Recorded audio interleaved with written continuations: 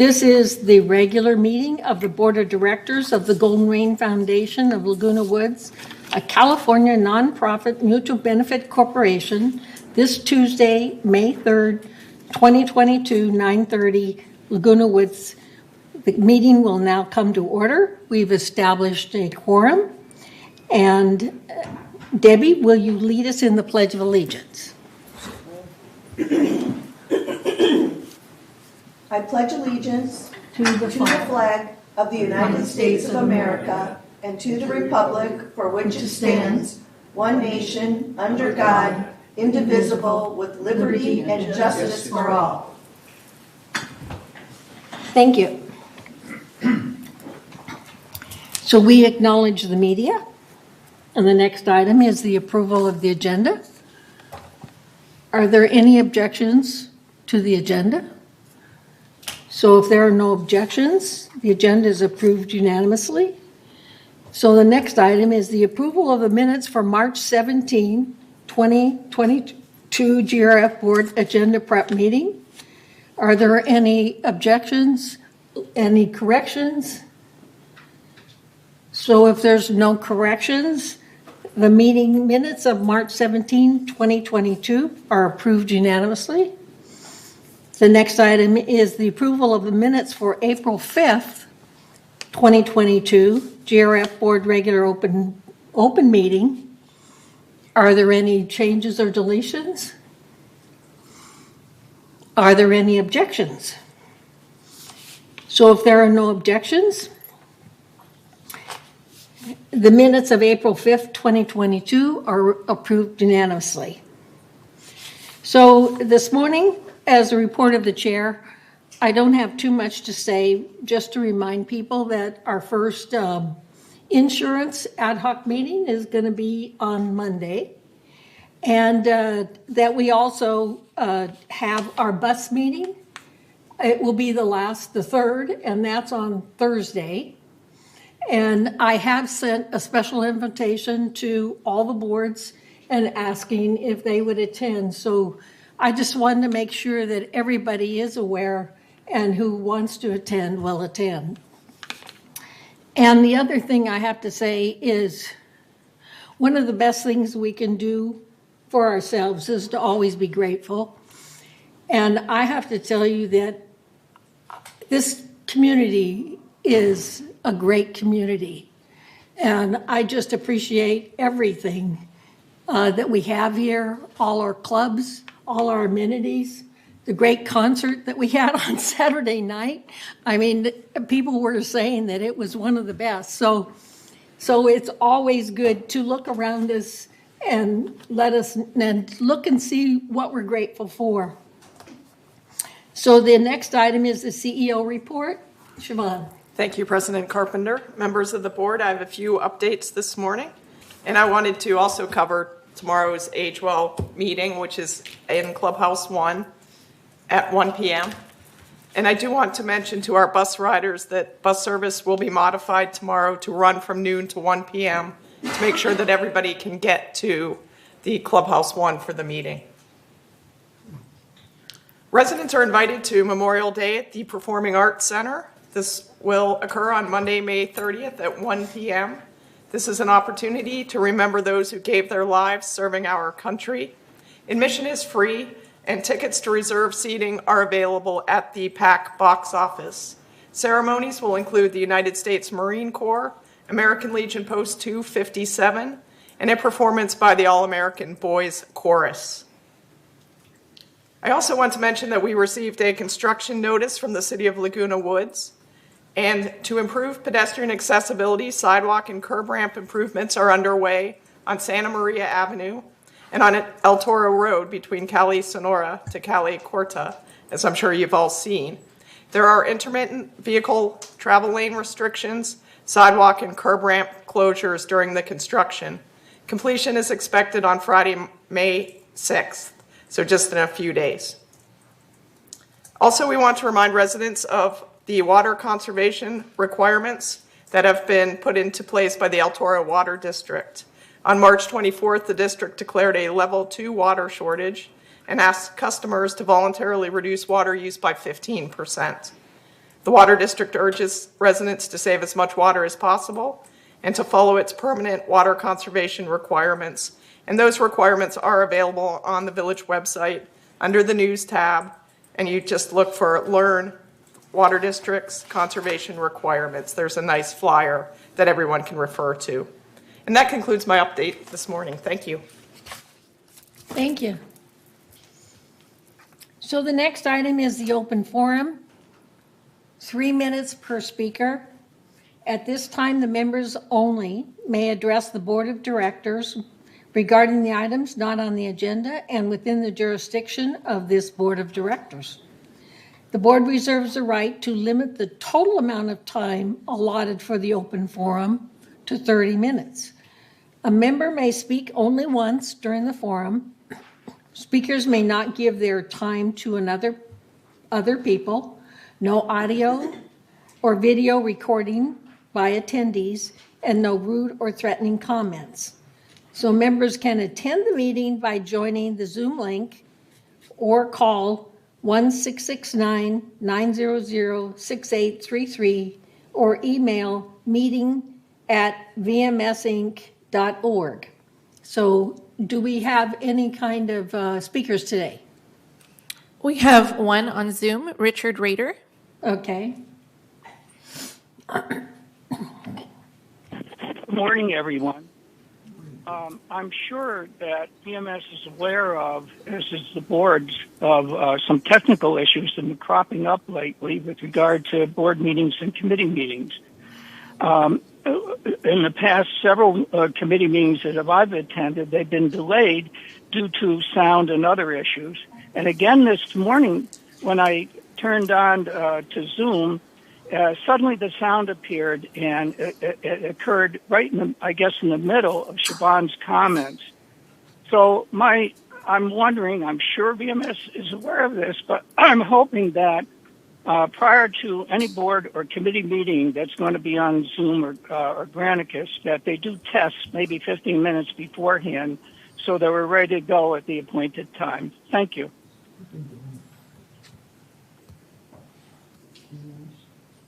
Thank you. Are there any others? There are no other comments. Thank you. Is there any response? Okay. They are aware that there have been some issues, and they actually were here earlier fixing things. So it's being addressed. So just everybody be patient. That's all. This happens with technology. Sometimes things don't work. Thanks. And we depend on it so much. Yeah, we do. So the next item is the consent calendar. Excuse me. All matters listed under the consent calendar are recommended for action by committees and will be enacted by the board by one motion. In the event an item is removed from the consent calendar by members of the board, such items shall be subject for further discussion and action by the board. So the recommendation from the Finance Committee is that a consent with its statutory obligations and subcommittee of the board consulting of the treasurer and at least one other board member reviewed and approved preliminary Golden Rain Foundation financials for the month of March 2022, by this vote, ratify that such review be confirmed in this month's board meeting, open session meetings. Madam Chair, Yes. there's nothing in my packet under that item. It's just turn the page. It's on the back side of the open. The agenda.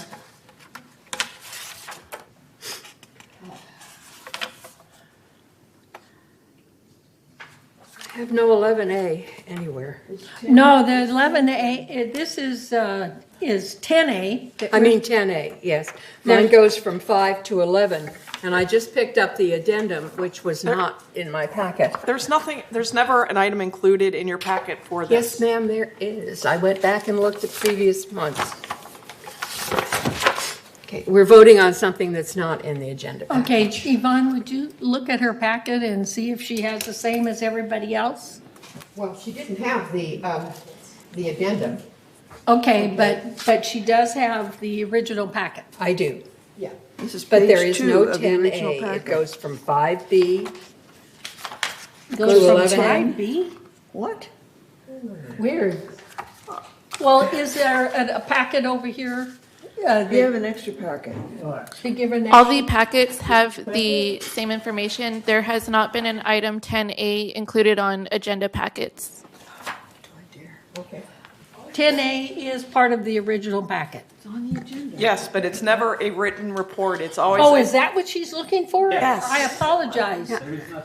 It says that it's confirmed in our meeting minutes, and I don't see anything in the minutes. Okay, I did talk to Jim about this, and I'm sorry he's out this morning because he's having a root canal. It shows that. Okay. Okay, I did talk to Jim about this prior to our meeting, especially for the confirmation of the two people. And he basically says, yes, two people were reviewing these financials at the last financial meeting, but he will make every effort to make it formal, okay, so that everybody is aware, and that Elsie would be appointed as the other person to review it. So I did talk to him about that. Well, my whole point is that there should, if we have minutes and it says it's in the minutes of this packet, there should be that signed form in the packet that goes into our documentation for this. Okay, we'll look into that, but in any of our GRF packets. All right, thank you. So we'll look into it. And our procedure is. I'm sorry. Our procedure is to confirm it in this month's minutes, so it will be reflected in this month's minutes. Thank you. Okay, thank you. All right. So the next item is number 11, unfinished business. And so I want everyone to turn to the agenda, the addendum. Does everybody have the addendum? 11A first. 11A is update committee appointments. So are there any changes or deletions to the committee appointments? Do you want me to read the additions? Yes, please, Joan. Okay. Resolution 90-22-XX, GRF Committee Appointments. I'll read just the changes. Strategic Planning Committee, Reza Bastiani has been eliminated and Diane Casey has been put in for United. Gay Page has been eliminated in the advisors. Under Community Activities Committee, Pearl Lee has been eliminated from United and Diane Casey has been appointed for United. And Ajit Gidwani has been added as an advisor. Under the Equestrian Center Ad Hoc Committee, Gary Emfield has been eliminated as an advisor. Under the Revenue Resources Ad Hoc Committee has been deleted completely. Under the Finance Committee, Diane Casey has become an alternate for United, and Pat English is now be a representative for United. Under Information Technology, the ITAC, Cash Ashrakar has been added for United. Under Maintenance and Construction Committee, Lenny Ross has been added for United. Anthony Liberatore has been eliminated as United. And on advisors, Richard Palmer has been eliminated. Under Clubhouse Renovation Ad Hoc Committee, Pat English has been added for United, and the advisors, Kathy Garris, Carl Randazzo, and Bill Walsh have been added. The new committee website Ad Hoc Committee is as follows. Joan Milliman, Chair, Debbie Dotson for GRF, Elsie Addington, alternate for GRF, Anthony Liberatore for United, Pearl Lee for United, Azar Asghari, alternate for United, Lynn Jarrett, third, Annie McCary for third, and Mark Laws, the alternate for third. The advisors are Lucy Parker and Diane Phelps.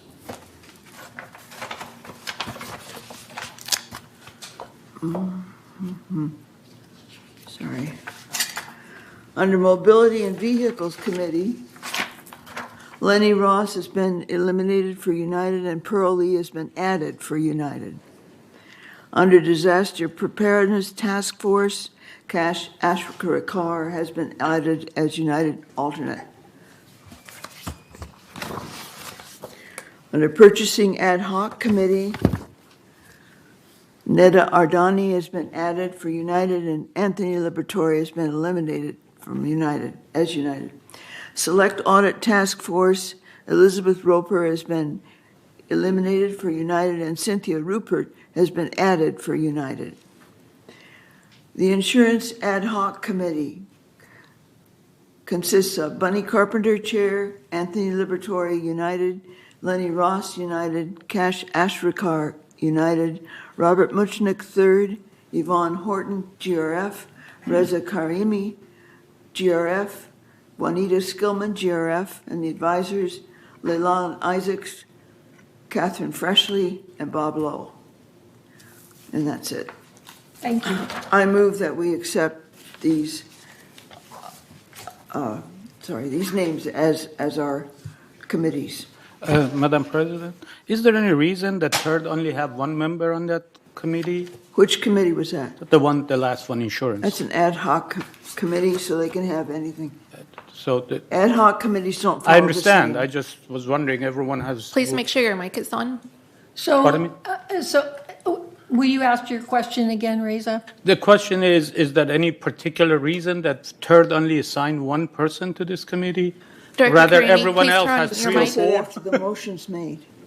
We can discuss it after the motion is made. I will answer you. Okay, that's fine. Okay, so the motion has been made and seconded.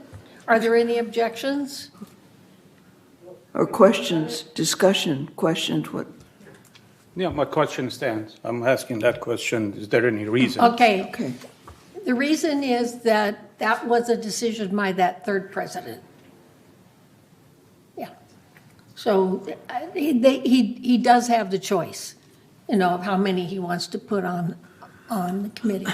No, I understand. This is one of the, biggest issue facing this community, and we only have one representation in that committee.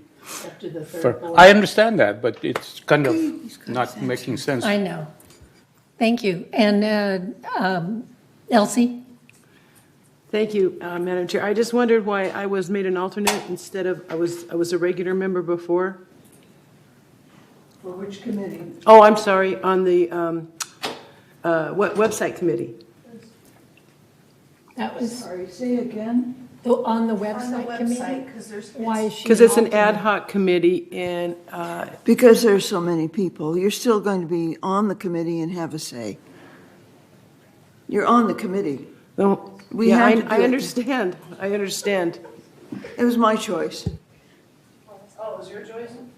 Sorry, but it doesn't make any difference. You're still on the committee. I just don't get to vote. No. We aren't voting most of the time anyway. We're making recommendations, okay? It's okay. It's okay. and- Never mind. I just wanted. And I have to confirm, It's all cool. what Joan is saying is that the committees make recommendations basically to the board. So whether they vote or not, is really not relevant. I think that it's important that they have the input, though. Okay. All right, so We have to vote. are there any objections? If there's no objections, then the committee appointments are approved unanimously. All right. So on the next is your addendum. So I just want to make sure, Jim, do you have the addendum?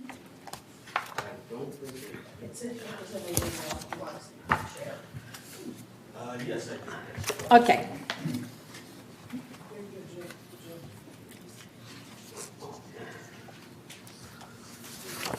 Okay, so everybody has the addendum?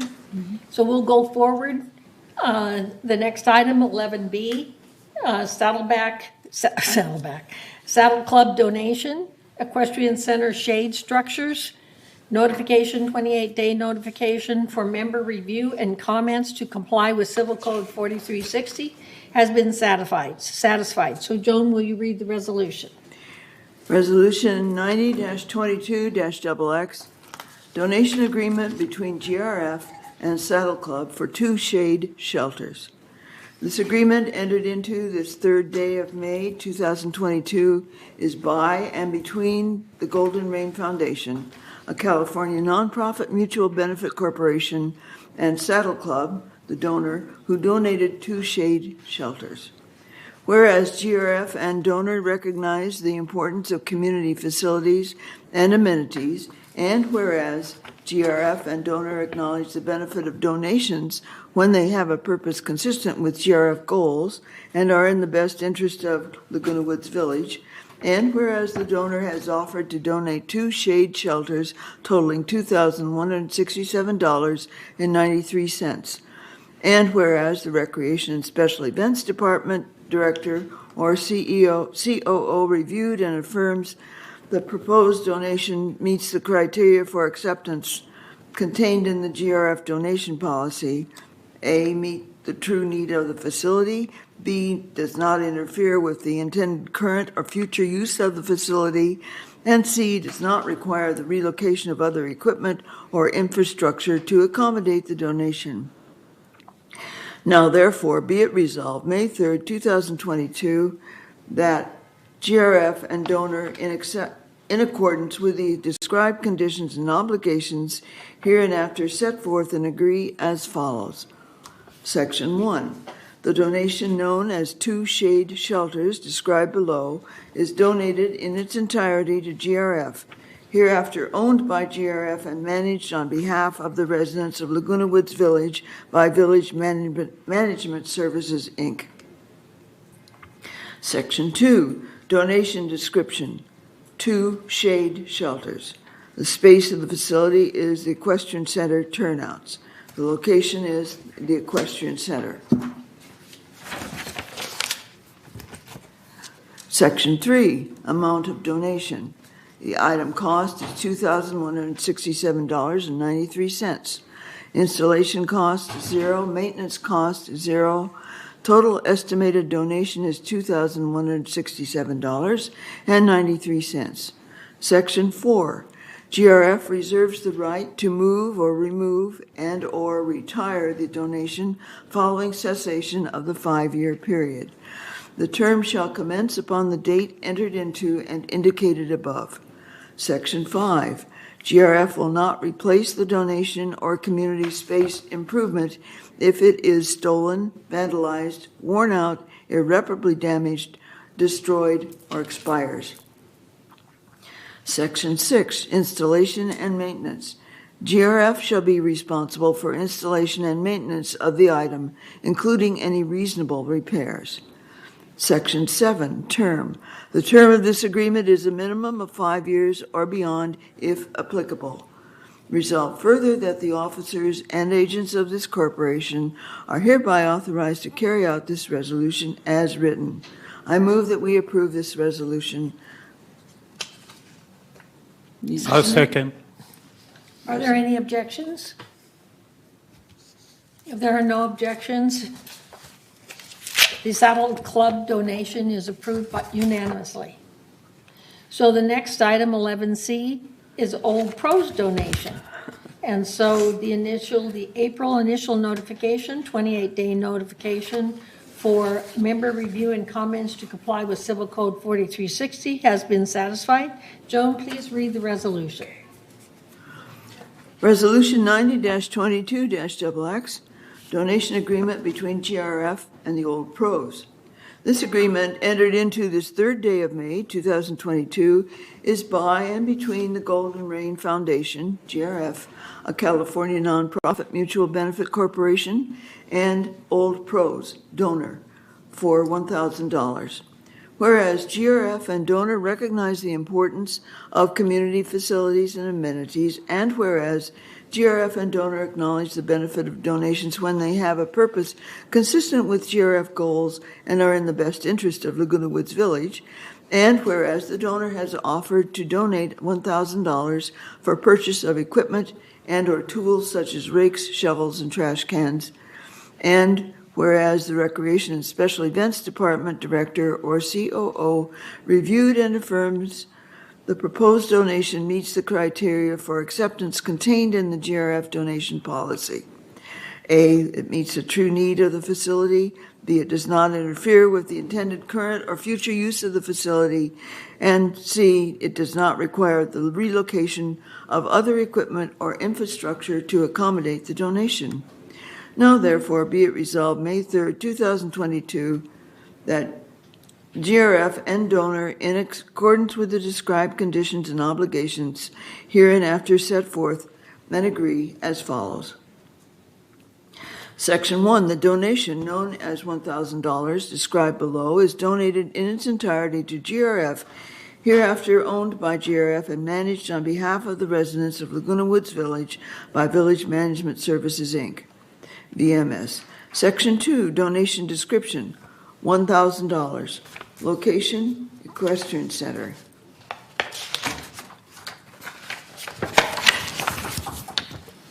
Section 3, amount of donation.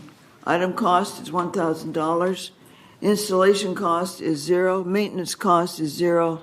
Total estimated donation is $1,000. Section 4, GRF reserves the right to move or remove and or retire the donation following cessation of the 5-year period. The term shall commence upon the date entered into and indicated above. Section 5. GRF will not replace the donation or community space improvement if it is stolen, vandalized, worn out, irreparably damaged, destroyed, or expires. Section 6. Installation and maintenance. GRF shall be responsible for installation and maintenance of the item, including any reasonable repairs. And Section 7. Term. The term of this agreement is a minimum of 5 years or beyond, if applicable.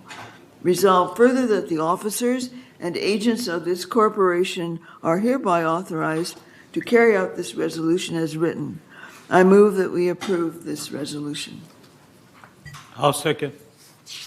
Thank you. Any discussion? Are there any, yes? Thank you to the old pros. Yes, I appreciate all donations. Are there any objections? Hearing none. The Old Pros donation is approved by unanimously. So the next item is 11D, Village Community Fund Phase 2. Equestrian Center, Help the Herd. April initial notification, 28-day notification for member review and comments to comply with Civil Code 4360 has been satisfied. So Joan, please read the resolution. Resolution 90-22-XX, Phase 2, Village Community Fund Equestrian Center Help the Herd Program. Whereas on May 3rd, 2022, the GRF Board accepted VCF's application to start fundraising for the Equestrian Center Help the Herd program in the amount of $33,565 in order to purchase the following: additional shade shelters, new round pen fence, and advanced veterinary care support for the GRF horses. And whereas in 2021, VCF, that's the Village Community Fund, generated $10,000 in fundraised monies donated to the GRF Equestrian Center for the purpose of purchasing medical care, TAC, and supplies, and shade shelters. And whereas any remaining donated funds will be redistributed to VCF. And now, therefore, be it resolved, May 3rd, 2022, that the Board of Directors of this corporation hereby accepts the donation of $33,565 from Village Community Fund for the Equestrian Center Help the Herd program in order to purchase the following: additional shade shelters, a new round pen fence, and advanced veterinary care support for the GRF horses. And resolve further that the officers and agents of this corporation are hereby authorized on behalf of the corporation to carry out the purpose of this resolution. I move that we approve this resolution. Seconded? Debbie seconded. Any discussion? All right. First of all, let me say, I totally support this. However, to me, it looks like it's cart before the horse. The next item that we have is the donation policy.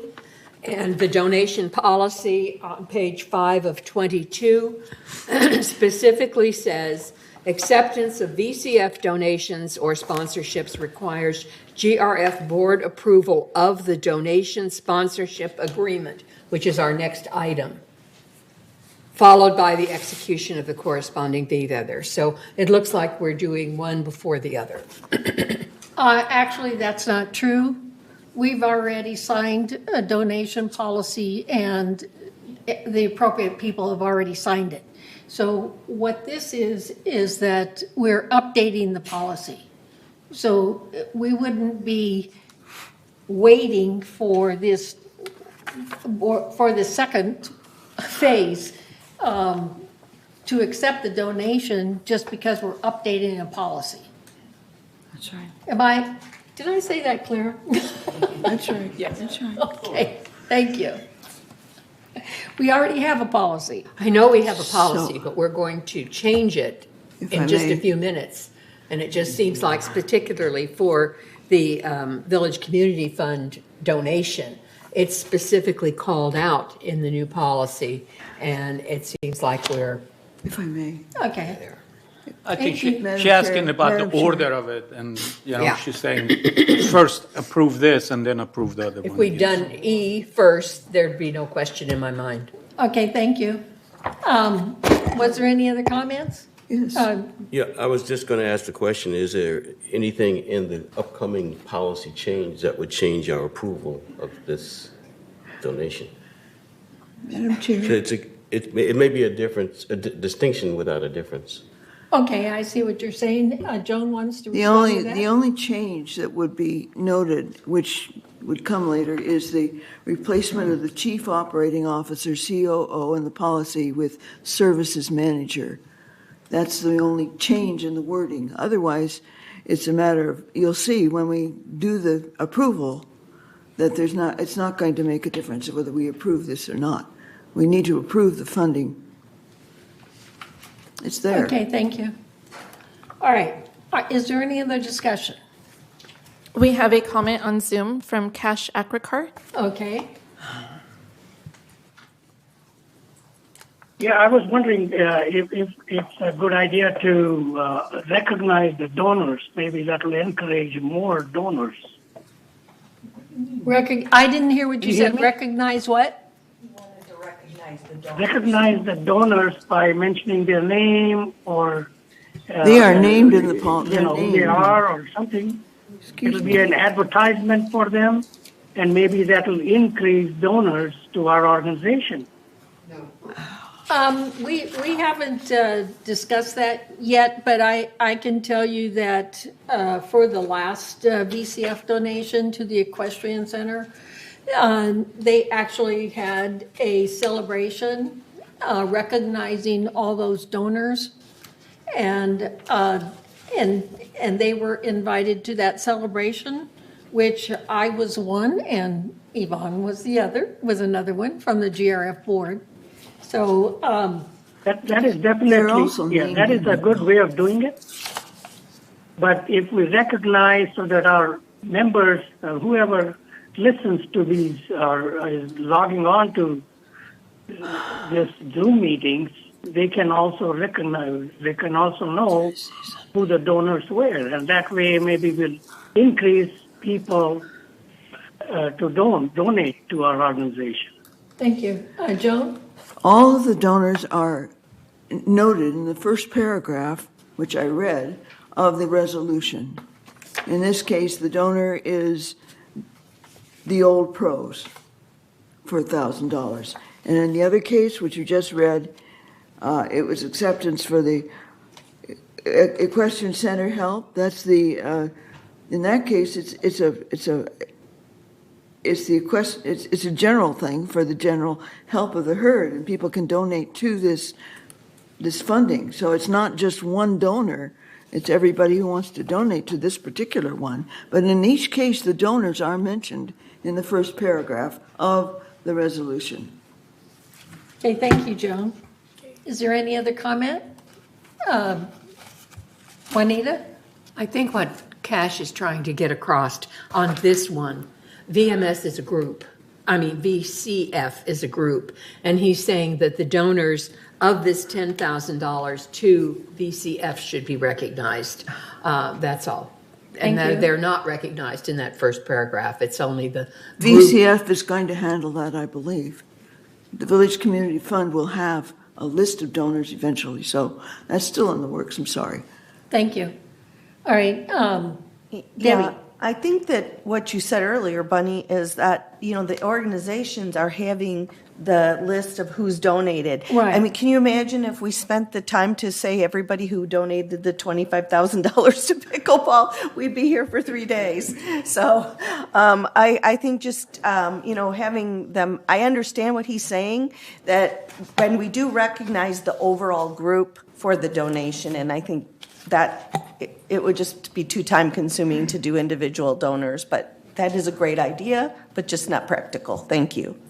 Thank you. And then also Joan said we're working on some way to Some recognize public them. notice Yeah. so that everybody will recognize. Yeah. Yeah. Thank you.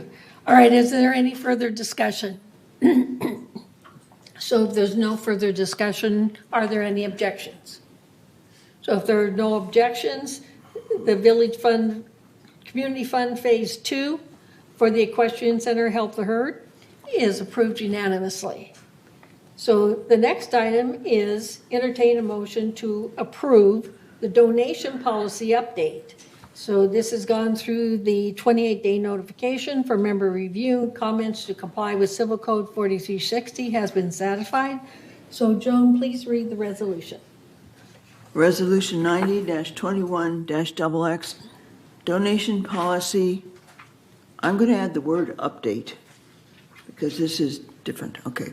Whereas on May 5th, 2020, the board unanimously adopted the donation policy to provide an efficient and effective process for accepting gifts and monetary donations in a responsible, transparent, and accountable manner that is consistent with Golden Rain Foundation goals.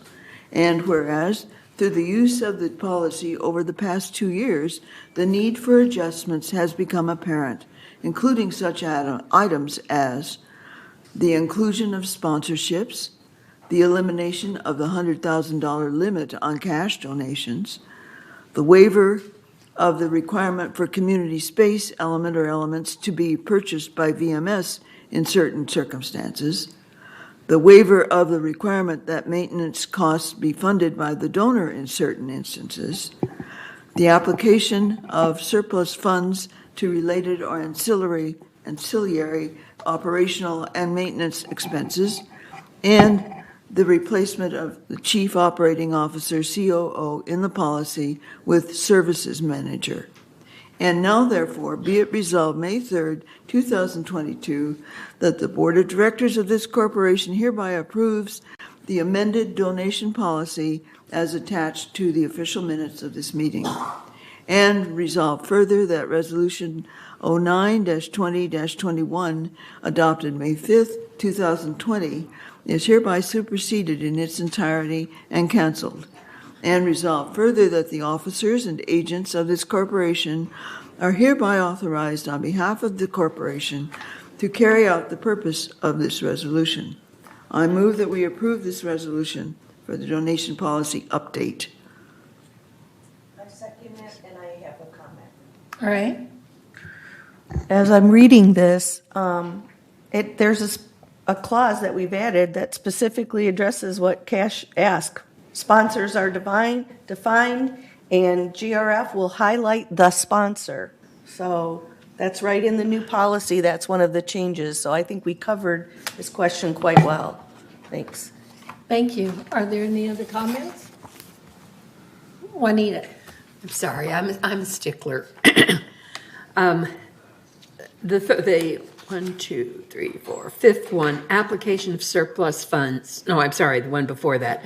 Waiver of the requirement that maintenance costs be funded by the donor in certain instances. And in the policy, it reads, the GRF board may waive the requirement that maintenance costs be funded by the donor in certain instances. there's no, I mean, to me, that's so subjective. If they waive it for me, are they going to waive it for her? If they waive it for the equestrian center, are they not going to waive it for paddleball? I think we need more specifics. Certain instances could be anything. Okay, do you want to make a comment? Because that was geared towards somebody that is putting in something like a bench, something physical. That's right. And that's where it's the intent is physical and not any of these other types of donations of dollar amounts. So do you want to comment? Yes, the other example would be an extremely large donation. If someone donated a building, for instance, are you going to turn down $5 million donation because they don't want to pay $50,000 a year for maintenance? That was another example that we discussed when we were working through the amendment. Is there any other comments? So if there's no other comments, are there any objections? So if there's no objections, the new donation policy is approved. The updated donation policy is approved unanimously. So the next item, 11F, excuse me, is to entertain a motion to approve the men's golf club annual memorial tournament. So this was April initial notification, 28-day notification for member review and comments to comply with Civil Code 4360 has been satisfied. So Joan, please read the resolution. Resolution 90-22-XX, Men's Golf Club Annual Memorial Tournament. Whereas staff recommends to grant the Men's Golf Club use of the 27-hole golf course for the annual Memorial Golf Tournament on May 21st, with the stipulation of paying regular resident and guest green fees, Clubhouse 2 room rental rates, and bar service rates. And whereas the men's 18-hole golf club hosts the annual Laguna Woods Village Memorial Golf Tournament in May on the 27-hole golf course. All proceeds are donated to the Laguna Woods Village Foundation to assist residents in financial need. And whereas past requests were made annually to the GRF board to allow free use of the golf course in an effort to increase the donation amount for the foundation. Previous requests were granted in 2018 and 2019. And whereas tournaments such as the Laguna Woods Village Memorial Golf Tournament are typical in the golf community and are held to generate monetary proceeds for various charity organizations. The 2019 Memorial Golf Tournament raised $35,000 for the Laguna Woods Foundation.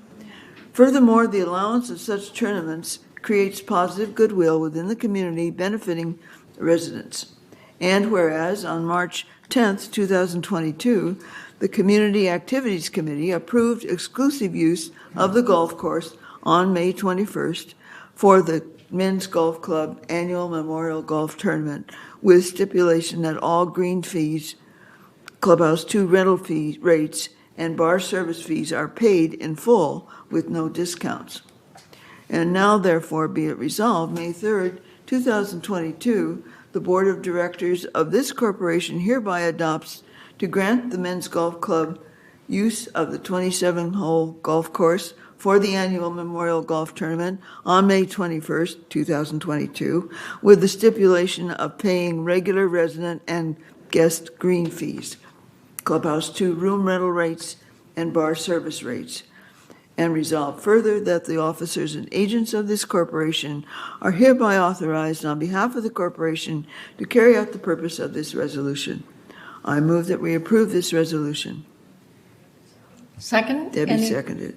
Any discussion? Are there any objections? So if there are no objections, the motion to approve the Men's Golf Club Annual Memorial Tournament is approved unanimously. Thank you.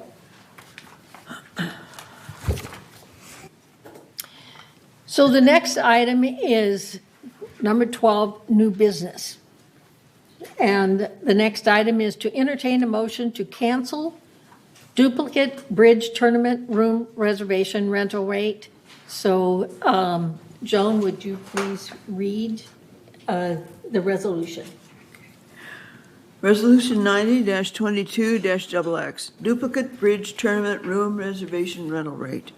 Whereas staff recommends to cancel and supersede Resolution 90-11-28, nullifying the exception rate during the annual February duplicate bridge tournament.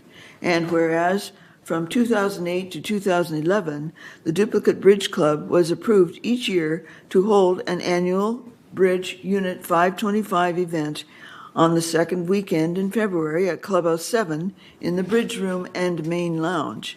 And whereas on February 12th and 13th, the Duplicate Bridge Club logged 141 total guests in attendance for this year's tournament, equating to $705 in GRF guest fees collected. Staff anticipates annual receipt of up to $800 in guest fees from the tournament. And whereas on April 5th, 2011, GRF approved Resolution 90-11-28, accepting the annual Bridge Unit 525 event as an automatic annual rollover reservation, an exception to the permanent rollover reservation policy, and that the organization shall be charged the exception rate for use of the Clubhouse 7 Bridge Room and the Main Lounge as the event is booked on behalf of an outside organization. And whereas GRF approved Recreation and Special Events Department policy section regarding permanent rollover reservation states, the rollover must have a minimum of 4 identical reservations during the calendar year. All dates in the series must be for the same day of the month or week, such as the first Tuesday or every Tuesday and so on, at the same time and duration and in the same room. No modifications for date, time, duration, location, and so on are permitted. And whereas on January 13th, 2022, the Duplicate Bridge president approached the CAC and requested that the exception rate for their upcoming tournament for February 12th and 13th of 2022 be eliminated. The president expressed that the outside organization was no longer coordinating the event. Instead, the Village Duplicate Bridge Club is solely in charge of the tournament. It was also stated that the tournament would be held in the Bridge Room and the Main Lounge was no longer needed. And whereas on April 14th, 2022, the Community Activities Committee recommended and approved the use of the Bridge Room for the Duplicate Bridge Club tournament at no cost while continuing to collect the $5 guest fee. Now, therefore, be it resolved, June 7th, 2022, the Board of Directors of this corporation hereby approves to cancel and supersede Resolution 90-11-28 to show the cancellation of the exception rate during the annual February Duplicate Bridge Tournament, and resolve further that the officers and agents of this corporation are hereby authorized on behalf of the corporation to carry out the purpose of this resolution.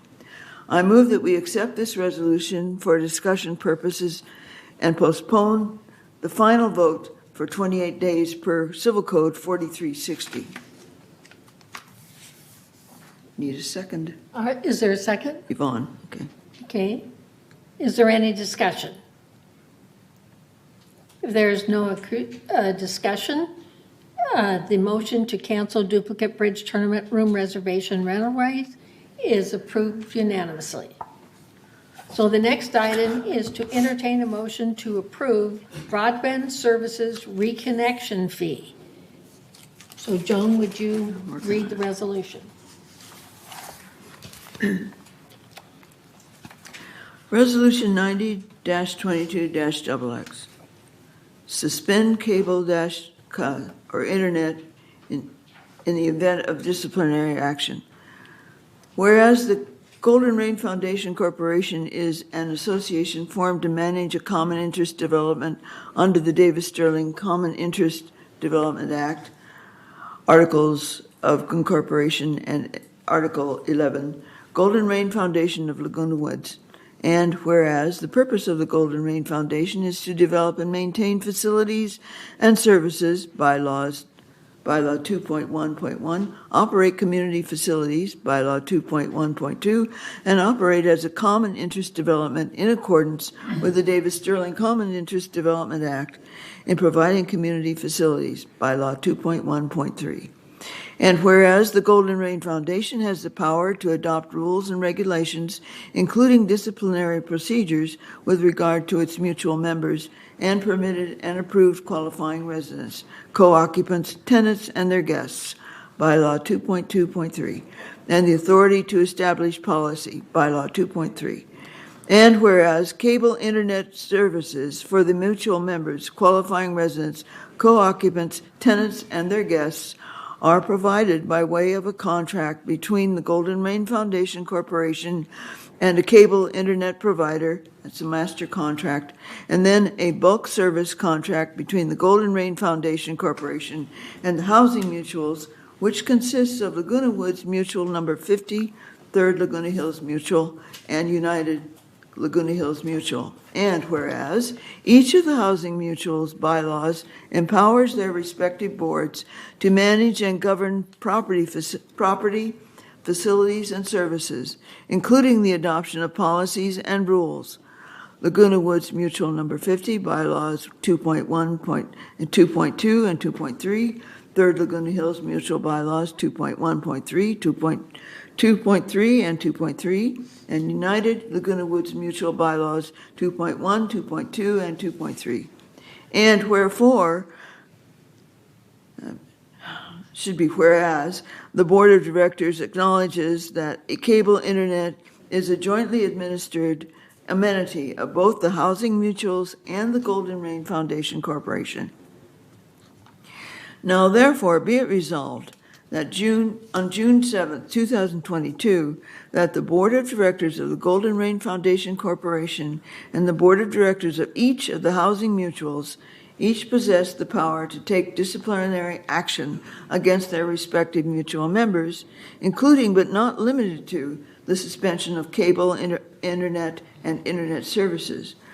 And resolve further that upon the member rectifying the reason for suspension, the cable or internet services, the reconnection fee must be paid in advance prior to the reconnection of services. Resolve further that it is within the sole authority of the Golden Rain Foundation to negotiate the terms of the master contract, including but not limited to pricing and programming, and resolve further that it is the sole obligation of the Golden Rain Foundation to develop, maintain, operate, and or repair the facilities necessary to provide cable or internet for the mutual members, qualifying residents, co-occupants, tenants, and their guests, and resolve further that this resolution cancels and supersedes Resolution 90-17-38 to the extent that it differs. And the next wording should be out. To the extent that it differs, and resolve further that the officers and agents of this corporation are hereby authorized on behalf of the corporation to carry out this resolution. Before I go ahead, take out the wording "and Golden Rain Foundation of Laguna Woods" in that last top, resolve further. Okay, thank you. So I move that we accept this resolution for the purpose of discussion, but postpone the final vote for 28 days per Civil Code 4360. Reza seconded. Okay. Thank you. Is there any discussion? Yes? I'd like a little more clarification on that last, or next to last, resolved further. Do we really want to cancel and supersede Resolution 90-17-38, which is the one that sets up that they can cancel the other? What we're doing is we are amending it to say that now there is a reconnection fee. And I don't think to the extent that it differs is enough to support canceling and superseding the original resolution. The new resolution will include this wording. The new resolution will include the old wording and the new wording. It won't be changed, except it will be changed. It is an amendment, but it's a new resolution. That's my understanding, I don't know. I'm reading the new resolution and I don't see that in it, but I just don't want to get rid of our ability to cancel. No, we're not doing Oh, that. we're not. We're just adding to that. So if we are canceling and superseding the resolution that gives us that right, We always do that. so. What Joan has said is that the new resolution covers everything that was in the last resolution.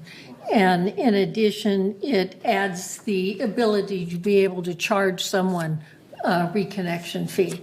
That's the only change. But the purpose of canceling the other one, okay, and having a new one is for clarity. So is there any further discussion? So if there's no further discussion, the motion to approve broadband services reconnection fee. Let's see, I didn't say, is there any objections? Okay, so if there's no objections, the motion to approve broadband services reconnection fee is approved unanimously.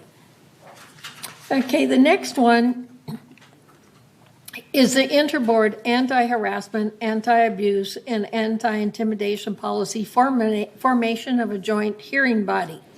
So before Joan reads the resolution, I just want to draw to your attention that that this is a joint effort, between all the boards, so that we have an anti-harassment policy that is the same for every board, okay?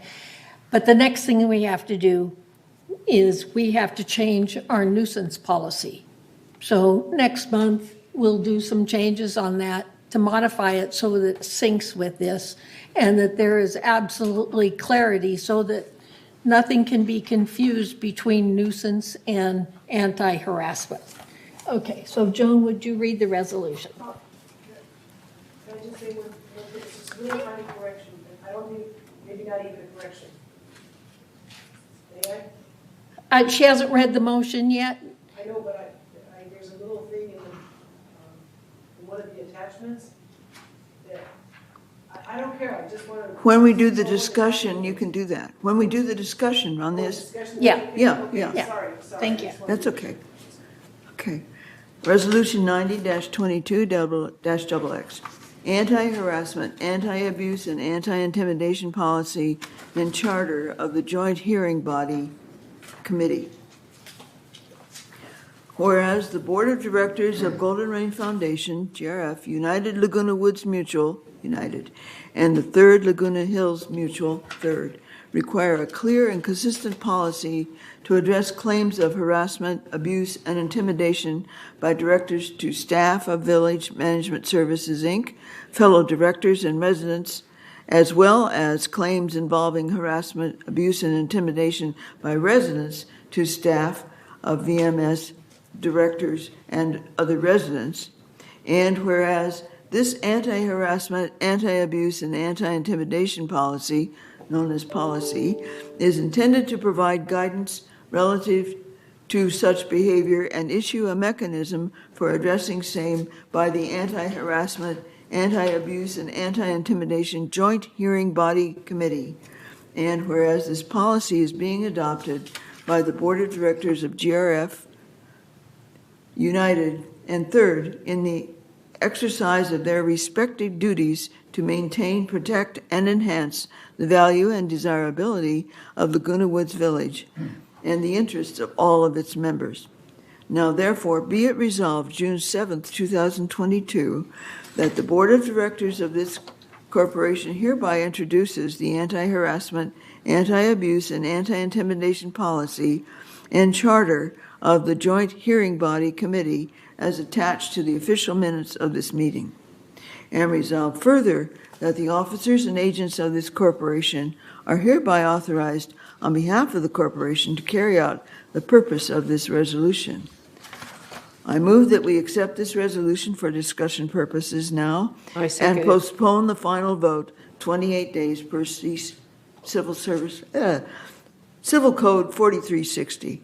Now I second it. Is there a second? Okay, yes, Juanita seconded. Okay, so discussion. You have a question? No, I no, think Elsie had. I just had one. Thank you, Madam Chair. And this is, first of all, this is a wonderful document. I was really impressed. Really impressed. It's just, every question I had ended up getting tied up at the end. It was like a good short story. It was really good. That being said, on the attachment 1, which is on page 3 of 12, but for the attachment, it's page 104, under governing documents, under the definitions, I wondered if maybe, I'm trying to put this in a circumspect way. Should United's occupancy agreement is a governing document for United. So, and it's a big one. So I wondered if we could just include occupancy agreement in the listing of the various governing documents. And which number is that under? Number 2, definitions, H, governing documents. Oh, governing documents, okay. They are in effect United CC&Rs. Yeah. We only It's in the rules we have and the articles of regulations. incorporations, the bylaws, and our occupancy agreement, which is a killer. But if they're part of the CC&Rs, We don't have CC&Rs. okay. It So they, replaces our, it doesn't replace it. We have it instead of CC&Rs in United. You have CC&Rs, we do not. We Period. can look at that. we can check that. What's the title again? It's Occupancy agreement. The whole title is United Occupancy Agreement. United. And it's listed on the website under governing documents on the documents page for United. Okay. And that's where a lot of our issues that are involved in here fall under for United, Okay, or under the occupancy agreement. thank you. Yeah, we have 28 days to do this, so that's part of it. well, I just brought it That's all up. part of it. Thank you, and we Brought it know up. that. Okay, Reader thank minds. you. Juanita? Well, I would like to speak strongly in favor of this because I have worked for many years to advocate this. I'm so glad to see it finally coming to fruition. And I would humbly ask to be one of the 2 members from GRF on this committee. Thank you. Duly noted. It's in my, it's Me in my too. notes here. I volunteer too. Okay, Debbie was next. And then Diane, I think, has her hand up online. I just wanted to ask a question. Is it possible that we could create a hotline or a tip line or somewhere that people could, because I think a lot of times people don't report it because they have to go through the process. Now, I realize there'd be an investigation, and at that point, they'd have to come forward. But I just feel like if we had a separate phone line, you might get more people participating. That's my comment. So, Who's going to man it? do you have a comment on that? We'll have to talk about it, the Okay. group. Thanks. Okay, so I see Diane Casey's hand is up. Yes, hi. Thank you for recognizing me. Yeah, this is so applicable to United. We have a lot of stuff going on in this regard. So has this been presented to United yet? And is there going to be a committee that maybe I could Yvonne attend? says yes. It will be introduced to United next week, and it will be introduced to the 3rd board the following week. Great. And then can I be involved in the committee? Or this? Well, I that don't would know. be. Whatever it is. The I hear people appointment will saying they have to want be go on through it. the appointment will have to go through the normal resolution process, Director Casey, that your board approves. Okay. Okay, great. Great. Thank you. Okay, Reza? I'm wondering, we talked about this one being intertwined by the nuisance policy. What kind of impact that's going to have on the whole resolution if we are going to be mixing and matching or merging, or what's going to happen then? The biggest problem that I saw, okay, is that many of the definitions in the nuisance policy are also called out in the anti-harassment policy. So we have to make sure that there is clear what is nuisance and what is harassment. So it doesn't affect this policy right here what we have to do is work with our lawyer to be able to make sure the nuisance policy doesn't overlap to the anti-harassment. And one of the things that I saw in GRF's nuisance policy, it's a combination anti-harassment and nuisance, is disturbance, certain words that are being used in the nuisance policy that could confuse it and confuse how it should be treated as far as discipline. And so one of them was disturbance, another one was emailing. So based upon my education is that when you have consistent emailing, okay, it could be considered harassment instead of a nuisance. So I just want to make sure that we are totally legally correct and that we can separate nuisance with harassment, because nuisance to me is just something almost totally different, than harassment. So when we put this in 28 days, then what happens to the nuisance policy? Because we haven't defined that. Who's going to, if something happened after this one approved and nuisance policy is still there, who's the judge? We are going to review that this month in regards to the nuisance, but legally, this one is the latest one to be approved. And so because it's the latest one to be approved, this is what we follow. So this will override nuisance policy? Currently, yes. Wow. Okay. Clarify. Okay. Good luck with that. And does anybody want to make a comment on that? Okay, Elsie? May I address Director Karimi? Sure. Reza, thank you, ma'am. Nuisance covers a broad, it can cover too many pots. It can cover people walking too loud on the people upstairs or making too much noise on the floor. Or, it covers a broad, but I can see the difference. And we don't want to do away with nuisance, but harassment is stuff like, hateful and scary and makes you feel creepy and makes you feel frightened. Uncomfortable, yeah. And it's something that affects you emotionally, as opposed to too many pots or your dog barks too much. I agree. I just want to make sure that somebody invoked nuisance policy and we have this one and there's overlap, which way you go. I don't see an overlap. What's the governing document with clear distinction between harassment and nuisance? Well, that's all. It would take a book to write every single nuisance thing. That's what I said. So to me, there's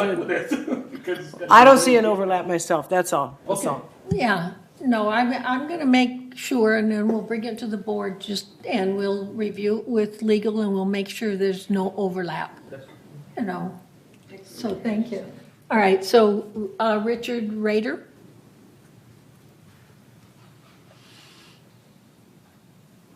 Thank you. I want to commend the board for producing a document that delineates our anti-harassment, anti-bias, and anti-intimidation policies, because violations of these policies are a very serious matter. So I would encourage, though, that you consider adding a statement which would say that if a board member, even after any appeals, has been found guilty of violating any of these rules in this document, and they are therefore disciplined, sanctioned, or censured, that this be made public to all our residents. This is similar to what happens in our federal, state, and local elections, and where the media makes us aware of any misdeeds by potential candidates. Similarly, when we vote for our village board directors, we want to consider their character, and thus censured or sanctioned behavior should be part of our voting decisions that we make. And in fact, if you look at the GRF 2022 Board of Directors Handbook, on page 26, you will see a statement that recognizes the importance of making this information available. It says essentially that the censored or sanctioned information can be made public. I would heartily endorse this document that you are coming forth with, but I think that I would encourage you to add the information that I just stated. Thank you. Thank you. Joan, did you want to say something about that? I'd have to get did anyone take any minutes down of what he said so that we can reconsider it? Okay, no. Thank you. I appreciate that. Is there any other discussion? Jim? Yeah, with what Mr. Rader said, should we still move forward with this resolution, or is he suggesting an amendment to it? No, we're not going to. This has to do 28-day review. Got it. And so during that time, we can make amendments or editing, whatever we need to do before it comes before the board again. So we have that opportunity. Thank you. Richard, your hand is still up. Okay, so is there any other discussion? I'm sorry, Bonnie, I'm sorry. I didn't unmute myself.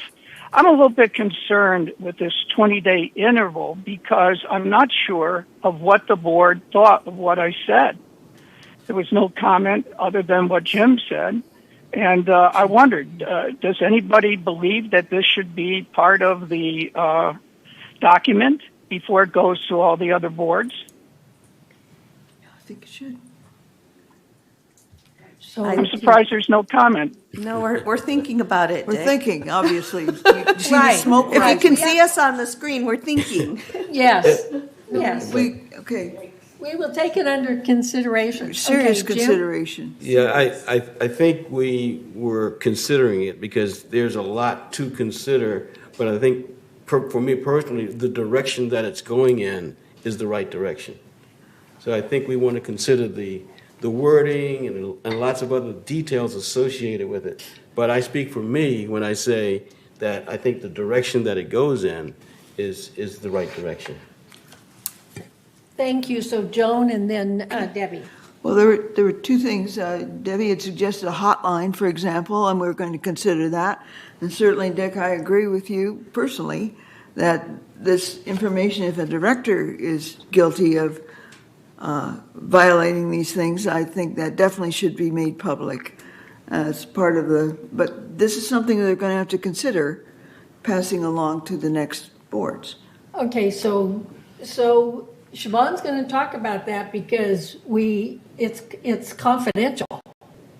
So Siobhan, go on. And I just wanted to mention we have three other boards involved in this. So we'll take all the feedback we have today, which has been excellent, back to the group and see how we collectively want to proceed. Thank you, Siobhan. Elsie has something. Okay, so there's any other, I see two more hands, Elsie and then Debbie. Well, I've been long an advocate for publicization of directors' malfeasance, shall we say. That being said, it's this confidentiality business that's so, and I'm a native Californian, but I hate to say it, but we live in California, and our privacy and our dignity are strongly protected. And like I say, I think it'd be great to put it in there, but I think we really need to you'll consider it. Right, we have to consider what the law is. Yeah. Okay, Debbie.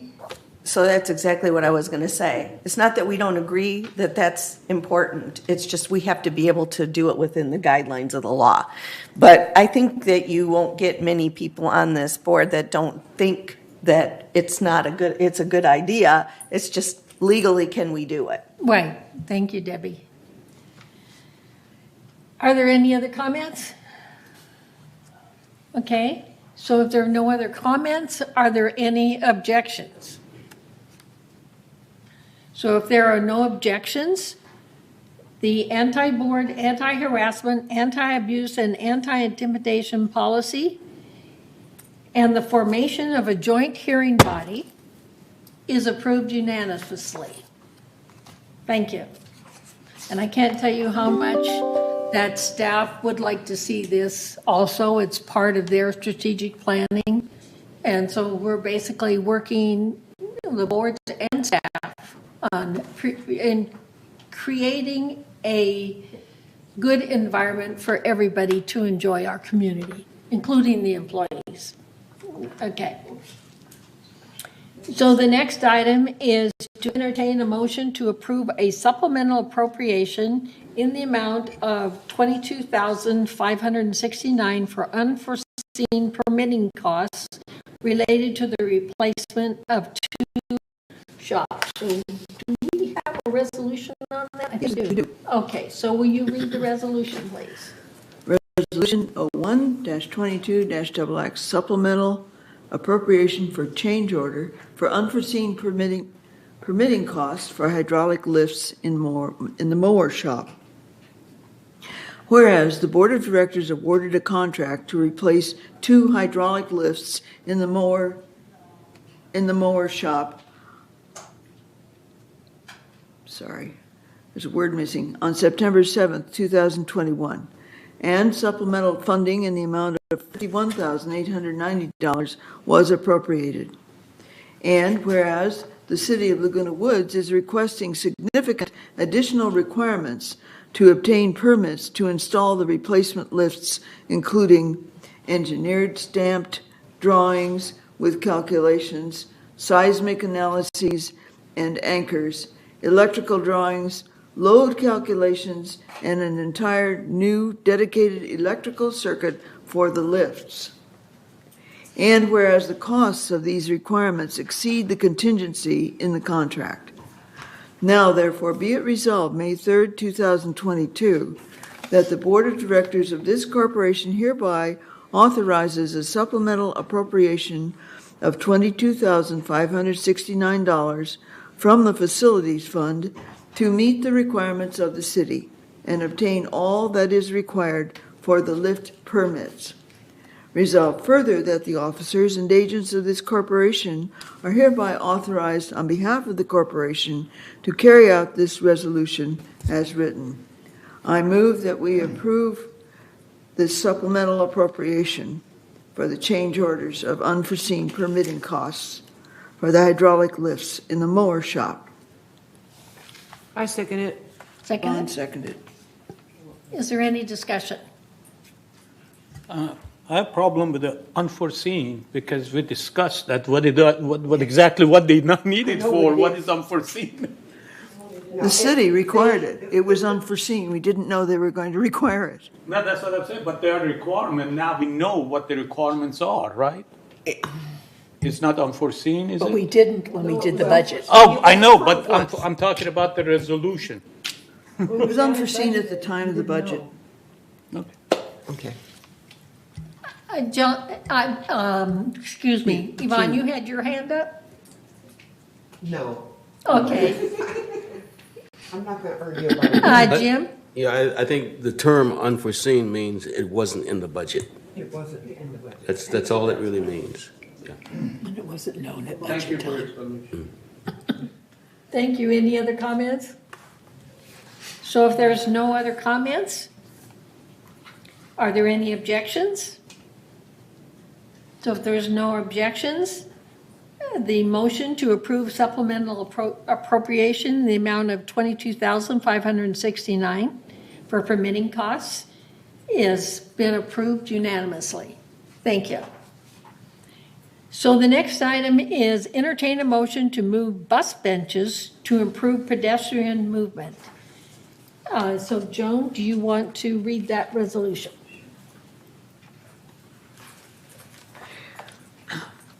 Resolution 90-22-XX, moving of bus benches to improve pedestrian movement. Whereas Laguna Woods Village has 266 bus benches located throughout the village that are used primarily by residents who utilize Laguna Woods Village transportation services. And whereas in December 2021, the General Services Department received a request to move bus benches that are obstructing the pathway of Vision Club members while walking on the sidewalks. And whereas pedestrian movement will be improved by moving the bus benches from the sidewalk to the adjacent grass area. And whereas on April 13th, 2022, the GRF Maintenance and Construction Committee recommended the board approve a supplemental appropriation in the amount of $97,625 to utilize contracted labor to install 40 current model green benches on adjacent grass areas. Now therefore be it resolved, June 7th, 2022, that the Board of Directors of this corporation hereby approves a supplemental appropriation in the amount of $97,625 to be funded from the contingency fund for the relocation of 40 bus benches. And resolve further that the officers and agents of this corporation are hereby authorized on behalf of the corporation to carry out the purpose of this resolution. I move that we accept this resolution for discussion purposes, postpone the final vote for 28 days per Civil Code 4360. I happily second. You second it? Happily. Okay, is there any questions? Just a comment. I think we need to specify, because I have heard on other news media, including the Globe, that it sounds like we are putting in 40 new benches in different places. We need to somehow or other specifically say that we are replacing the existing benches, moving them back, rather than putting in 40 more benches in other places. Because that, and again at the United Park, those are the things that came up. They're putting in 40 new benches. And people have contacted me saying, I want one here, I want one here, I want one here. We are replacing the existing benches in the existing locations. All we're doing is moving them back off the sidewalk in that location. So therefore, in the now therefore paragraph, you're saying that instead of using relocation, use replacement. Correct. So it might read something like this. The amount of $97,625 to be funded from the contingency fund for the replacement of 40 existing benches. Yes. Replacement and relocation. Relocation because they're relocating them back from the... All they're doing is moving them back. They're not putting them in a different location. But they need to put the word relocation too, because it is a relocation, even though it's a replacement. So why don't we say replacement and relocation at that point? So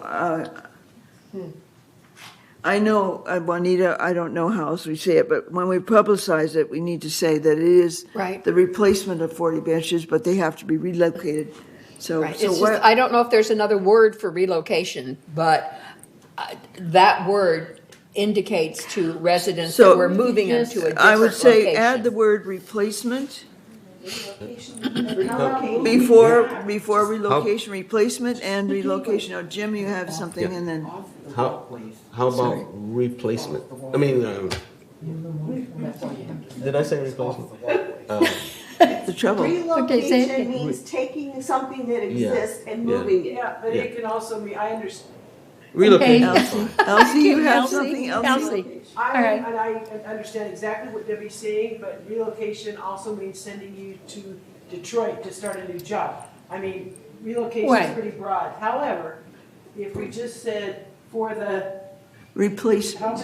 How about replacement? Repositioning? What if you repositioning? say That's the word. Reposition. That's the word. Repositioning. It didn't come Repositioning instead of relocation. Say But repositioning. we are buying new ones too, so. Yeah, but it's replacement is the new one. So replacement / repositioning. Or just moving backwards? No. So instead of relocation, put in repositioning. Okay. So replacement and repositioning. Yeah. Okay. Thank you, Melcy. Thank you. Putting on a lawn. Putting it on the lawn. Replacement / repositioning. You got that, Michelle? Yeah, okay, thank you. Yeah, you're right. Madam Chair, if I may, this is the thing that's really important. This is why we need buy-in from United, because it's United mostly land that we are moving them back onto. Sidewalks, maybe ours, but the land that we're pushing them back onto. And so it's important that they understand that that's all we're doing, and we're not putting new bunches other places. Okay, thank you, Ania. You're right. Diane has her hand up online. Diane, I see your hand. Thank Yes, you. hi. Yes. Yeah, no, this did come up to our board, and I would just say, what you're saying is to relocate or to reposition so that they know it is the existing bench, and it's just going on to what was the lawn, but now new cement pad. But yeah, that's good. If I can just make one more statement. If you say reposition existing benches, it kind of clarifies everything. Okay. Yeah, Repositioning existing. Whatever clarity we have to add. Yeah. Yes. Yeah, that's good. But they know they're not getting new ones, new ones wherever they want them. Okay, who's speaking? And also, it's not all of the benches. Like a lot of the white benches that are there, they're going to stay. No, we're only moving, I think it's 40. 40 of the 266. Out of 266. Okay, good. All right. Okay, is there any other questions? So if there's no other questions, are there any objections? If there are no objections, then the motion to move bus benches to improve pedestrian movement is approved unanimously. And for those who don't know, this initiative basically came from the Vision Club, and they came to the board and asked that we couldn't possibly move these benches because when they walk along those sidewalks, it's very difficult for those that are vision impaired. So the next item is discussion. And it's basically a discussion as to how GRF takes care of their clubhouses. Okay. And so I have, brought the subject up because I would like to see if staff could come up with a scheduled maintenance program for our clubhouses. And the reason for that is that right now, out of the reserves, every 20 years or 30 years, I don't know how long it is, between these clubhouses that they get any attention. And so to me, GRF as a trustee is not living up to their responsibility by letting the maintenance go. I mean, it could mean it just needs paint, or it needs to have the ceiling tiles. So we don't want to wait. My thinking is we wouldn't want to wait 20 or 30 years in order to keep the clubhouses up. So with that program, the program would also include having feasibility studies so that we know that these buildings, the clubhouses, are structurally sound, and that at that time we would only do construction when it's needed, and not just to improve the clubhouses to make them up to date, basically, in some people's eyes. To me, we should be keeping them up to date all the time. So it is a discussion at this point in time because the board has to review this because it is a change of the way we have been doing business. And so Jim had his hand up first. Yeah, Madam Chair, I'll tell you, I totally support this effort. One of the things that GRF... Is your microphone on? Yeah. GRF is currently, finance is currently coordinating the first reserve study. It should be completed shortly. If it's not completed, they may have been, they may be just gathering the data and putting a report together. But with that report, that can start us on the journey towards how we should attack the maintenance program. So I support this completely. It will change the profile of reserves versus operating, but we can deal with that. But it's the right thing to do, in my opinion. Thank you, Jim. So, Debbie? Yeah, as a member of the Clubhouse Renovation Committee, I feel I was really surprised that we didn't. Egon, you're not muted. Yeah, well, you didn't get called on. Oh, there you go. As a member of the Clubhouse Renovation Committee, I was really surprised that we didn't have a regular maintenance schedule in place. And so I strongly support that we do what we need to do from a business perspective to put this into play. Because our clubhouses are our flagships, and they're not looking so hot. So let's do what we need to do to make sure that we get them up as nice as they can and they stay that way. Thank you. Okay, do we have any other discussion? Okay, let Diane and then Juanita. I have a problem. And then, and Egon, you want to talk too? Yes, I'm on the phone and I can't raise a hand, so just whenever you recognize me, okay? Okay. Did he say he wanted to talk? Yes. Go ahead. Oh, okay, go ahead and then Diane. So Egon, go ahead, speak, please. Okay, thank you very much. So I've already scheduled a workshop for the second Wednesday in May in order to discuss, among other things, this issue because you brought it up. And so at that point, we may want to discuss how we would go about doing this and set up some KPIs or some other tracking mechanisms. That's all I had to say. So that'll be available to be discussed, and you'll be invited to that meeting, Bunny. Well, I think that the Clubhouse Committee has made a great start in hiring interior designers to be able to establish some standards by which we would be able to follow, through the years in regards to colors and that sort of thing. So, okay, Diane? Yeah, I was just going to say, agree with Debbie, and what you're just saying now is that in that ad hoc committee, which we haven't met recently, to my knowledge, but, it's just to keep the beautification of these clubhouses together, and that would also require, maintenance. So, you have that ad hoc committee that's established now, and it just seems like that could just be part of their agenda. Anyway, that's all I have to say. Okay, thank you. Okay, so Jim and then Juanita. Okay, I'm sorry, Juanita. I didn't mean to pass you up. One of the things I would suggest is that staff really prepare what they believe to be the correct maintenance program, along with they've got the resident experts, so to speak, and they know how to go about doing it.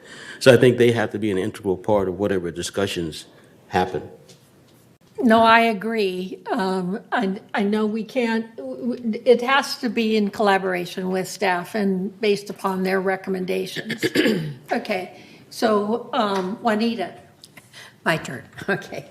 It's not that we don't do anything for 20 or 30 years, but the fact that we are reactive rather than proactive on our clubhouses. And I agree, what we need is a preventive maintenance plan for clubhouses, similar to what the housing ones have for the different housing units. And that's something we need to ask staff for. But I think we're headed in the right direction. We just don't want to fall behind. There are state laws that are coming up that could affect these things, and we need to be cognizant of them and make sure that we're ahead of them instead of in back of them. Thank you. Reza? I think the scheduled maintenance and preventive maintenance is something that I'm sure that VMS have something of that already in place because, that's pretty much part of the operation. I was going to answer for operations, yes, but not necessarily for aesthetics. And, you change the carpet every 9 years, you paint the walls every 12 years, something like that. I think we need an all-encompassing approach. Okay. All right. Yes, because right now in the reserve study, it basically covers things like the HVAC, major equipment, that we have to review, but not the aesthetics of the clubhouses. So, all right.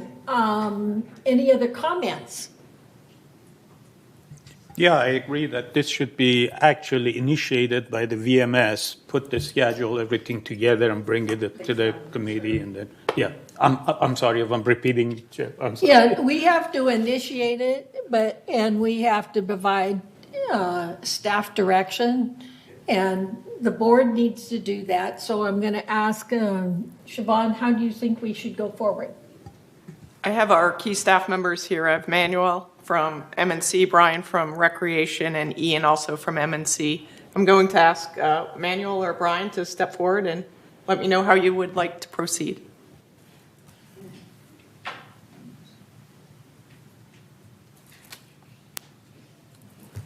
Good morning. Good morning, board members. What I would suggest is that you give us an opportunity to bring back to you maybe let's just call it a preventive maintenance plan for now. We can title it whatever we think is appropriate later.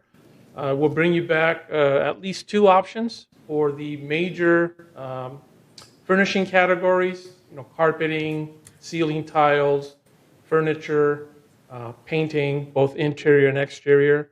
We'll try to put some cost to those so that give you a sense of what we think you would need to set aside annually in order to implement a plan like that. And then as one of the directors indicated, I believe he's tentatively scheduled a workshop of the MNC committee, if that's where the board would like us to start. I'm happy to do that. And then bring back something after they've had a chance to review it and provide input on it. If the meeting is already scheduled for, I think he said in a week or 2, we probably won't have something available by then, but we can certainly get input to make sure that we've taken into account all of the elements that the committee or the board would want to see. I think, again, some of them are obvious: carpeting, painting, ceiling tiles, but you may also want to consider fixtures, bathroom fixtures, Right. electrical, furnish, wood furnishing, and wood surfaces. It can get pretty extensive, so I think it would be good to have, perhaps at the MNC committee, try to at least get some guidance as to what elements you would like to see included in this plan. Okay, so Joan? I would think we might also have regular building inspections, not like, you have this in the housing, and, it includes plumbing and electrical and all that sort of thing, either individual systems or the safety of the buildings, because they're old. And, it doesn't have to be every year, obviously, but just extended, somehow have a regular inspection. And I think Jim has already mentioned that in his review for the that's coming up. So just a thought, besides all the niceties, we need to really get down to the nitty-gritty, because we ran into a lot of trouble with Clubhouse 2, if you remember, group. Okay, we've got a lot of people here. Okay, I don't know who's first. Is Debbie and then Jim? Bunny, I'd just like to ask, though, that we determine in this process how it's going to go, because I'm not on MNC, but I'm on Clubhouse Renovation. So if there's a workshop and they're going to talk about this, I won't know anything about it. So I just think we have to have clarity of who should be in the line of succession in this particular situation. That's all I'm asking. Because our clubhouse renovation committee has worked hard. But we're not all on M&C. Right. So, okay. Thanks. Jim? Yeah, I kind of see this in two broad brushes. One is, what do we need to do now to bring everything up to standard? And then the other thing is, how do we maintain that standard and possibly improve that standard over time? So I don't see it as unconnected. I think both have to be considered, not necessarily right away, but certainly part of the plan. So if that makes a difference, what I see is, I'm not sure what the workshop is all about or any of the other specific meetings, but to me, it's difficult to deal with any of this with a level of specificity unless it's fixing something now. But the whole plan is to say, what do we do now? What do we do in the future so that we don't get in this position again? And I actually, I think it's a board decision rather than an M&C decision, because, so I would like to have it brought back to the board before it goes to M&C, because M&C would be to implement it. Okay, so Brian, did you have something to say? Sure. No, the only thing I was going to say is obviously we have to take into consideration the amount of reservations that we already have in place, because we, reserve a lot of times at least 6 months out in advance. So that's going to be something to certainly consider, the impact on the clubs and the reservations. Definitely. Yeah. That would be all a part of the plan for the scheduling and that sort of thing. Exactly. Yeah. No, Thank but I love the idea. Okay. Okay. Yvonne. I just have one question. Would fixtures fall in there too? Because we have parts and chairs that are like 40 years old, and that kind of stuff needs to be replaced too. It can go in that plan, or it can be addressed separately. I know Brian has budgeted in the CIP separately for chairs at certain clubhouses, but we can take a look and decide which location that belongs in. But it's all over. I'm just trying to say. Thank you. Okay. Are there any other comments? Elsie. Thank you, Madam Chair. This is more of a food for thought, and all this, kind of dismay. It's older, it's aging. I just want to point out that Hagia Sophia in Istanbul is still standing with the original dome that was created in 568 AD. So for 1,454 years, with some facelifting, but no major renovation, Hagia Sophia still stands. So just shift our perspective a little. Aging isn't necessarily bad. In California, I don't know if I agree with that. I was just going to say, I'm not. If we were in other states, I would say yes. It's just food for thought. Yes. Yeah, it's just like Persian carpet. It gets better with the age. Yes. I've visited many other states, and I can tell you the building of their houses are all much better than what we've done here in California. And they probably don't have earthquakes like we do. Right. So, okay, Juanita? I just like to say that I think the M&C and the clubhouse renovation are all part of this, but to me, because this is a multi-year thing, this needs to be worked on strategic planning. It's all connected, yep.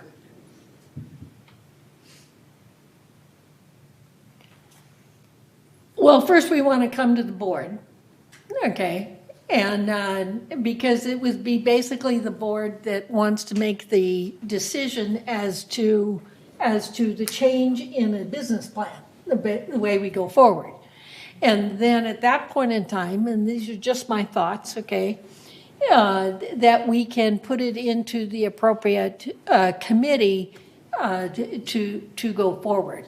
And it's true, strategic planning would have to be a part of that, because we wouldn't be, doing everything all at once. I have to agree with you. But So basically, I'm thinking that we need to have a vote on this in order to direct staff. Yeah, in order to direct staff to go forward and bring back a plan. Okay, so, all right, they moved and seconded. All right, any other discussion? It's, I think on the preventive or scheduled maintenance, I don't think it has to go to strategic planning because those are things that have to be done regardless. That should be part of our budgeting. Any other thing, like how many years, before you change the carpet or before you paint, Right. those are the things that can go to the strategic planning and see, and that has to be coordinated with the renovation process because, those two are, combined, because we have planned for renovation and then after that you do those kind of maintenance, another 5 years, 10 years. But the scheduled maintenance should be in the budget, should be, ongoing process, nothing that we have No, to. and I agree with you. Part of that program, though, is when we would have to renovate any of the clubhouses and make any structurally changes. And so if there's any structural changes, that would be part of strategic planning. So we just need to work together on that. So we had a motion and seconded. Is there any other discussion? So if there's no further discussion, then are there any objections? Restate the motion. The motion is that we want to direct staff to develop a clubhouse maintenance program. Okay. And that's it. Okay. So the clubhouse maintenance program has been approved unanimously. Thank you. And so the next question is, how long will this take? I know you're going to love that. What I'd like to suggest is that at your next board meeting, we come back and give you an update on where we are with that plan. Okay. Hopefully it'll be well along, but if it's not, if we're only 50% there, then we'll report that to you. Oh, thank you so much. I appreciate it. Thank you. Break time? Pardon? Yes, it looks like people are looking for a break. I am. Okay, 5-minute break. What time is it now? It's 11:18, so 11:25. Thank you. Okay. I waited as long as I could. Not bad.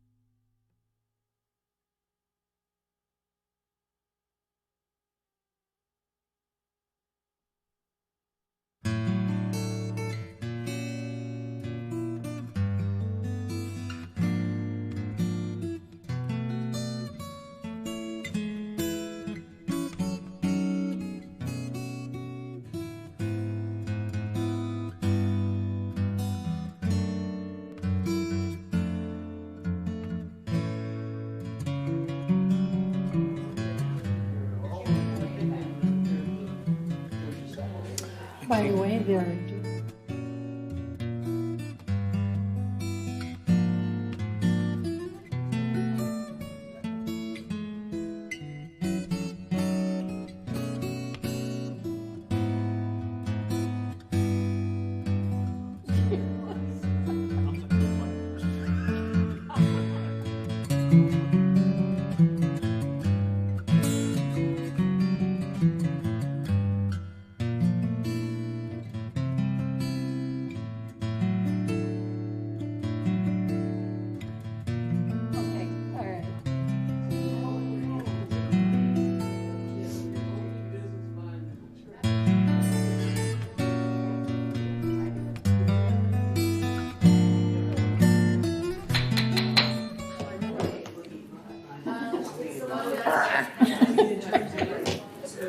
Okay, we're on the air.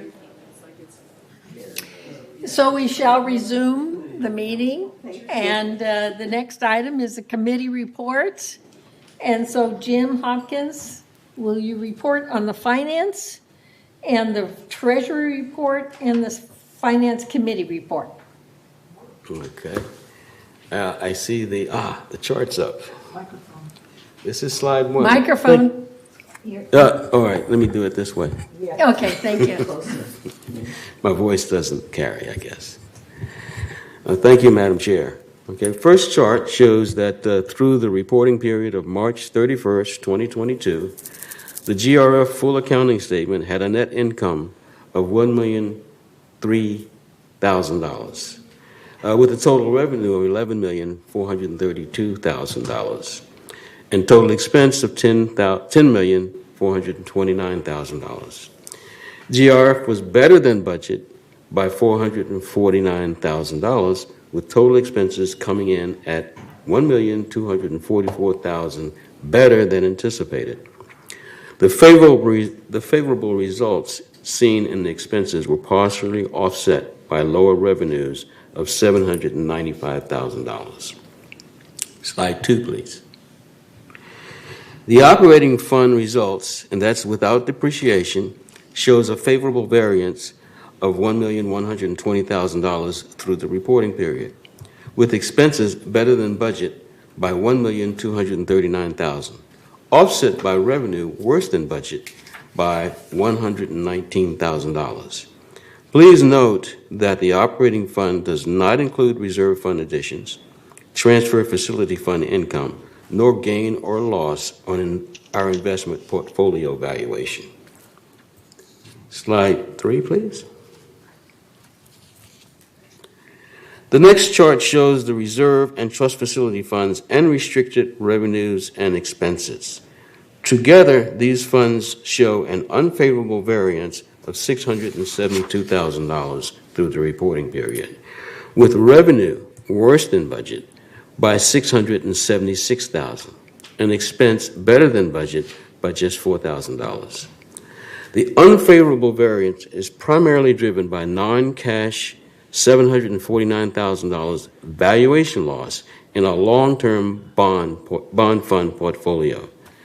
This loss is about 3.5% of our portfolio and should not impact our short or long-term goals. Our investment advisor expects the values to recover and actually show gain before maturity of these bond funds. However, the visual is not comfortable as we look at our financial performance on an annual basis and not a long-term basis. Slide 4, please. This slide shows our most significant operating variances only by category, with the green bars representing the favorable variances and the orange bars representing our unfavorable variances. Overall, we had favorable variances in employee compensation of $600,000, and that's primarily due to recreation and various other positions unfilled, resulting in clubhouse closures over the COVID span and limited hours open to members. In addition, open positions in general services, security, maintenance, and construction contributed to the variance. Recruitment is in progress. Materials and supplies show a favorable variance of $294,000 due to less materials needed for clubhouses and material and vehicle repairs due to limited hours scheduled for the clubhouses and less vehicles being driven due to open positions. The outside services expense shows a favorable variance of $141,000, and that's due to unutilized evening janitorial services as the clubhouses again remain closed and only open for limited hours. In addition, less services such as vehicle repairs, car washes are utilized. Professional fees expense also shows a favorable variance of $118,000 due to the timing of invoices for audit and tax preparation. So what that says is that's going to fill in. It's favorable right now, but eventually we will have to pay those bills. On the unfavorable side, the broadband service revenues are $154,000 less than expected due to lower high-speed internet revenue sharing than budget.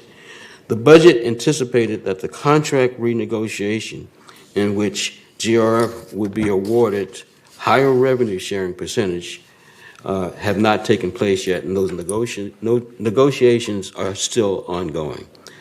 The variance was furthered by less ad insertion as a result of ongoing COVID-19 pandemic causing advertisers to spend less.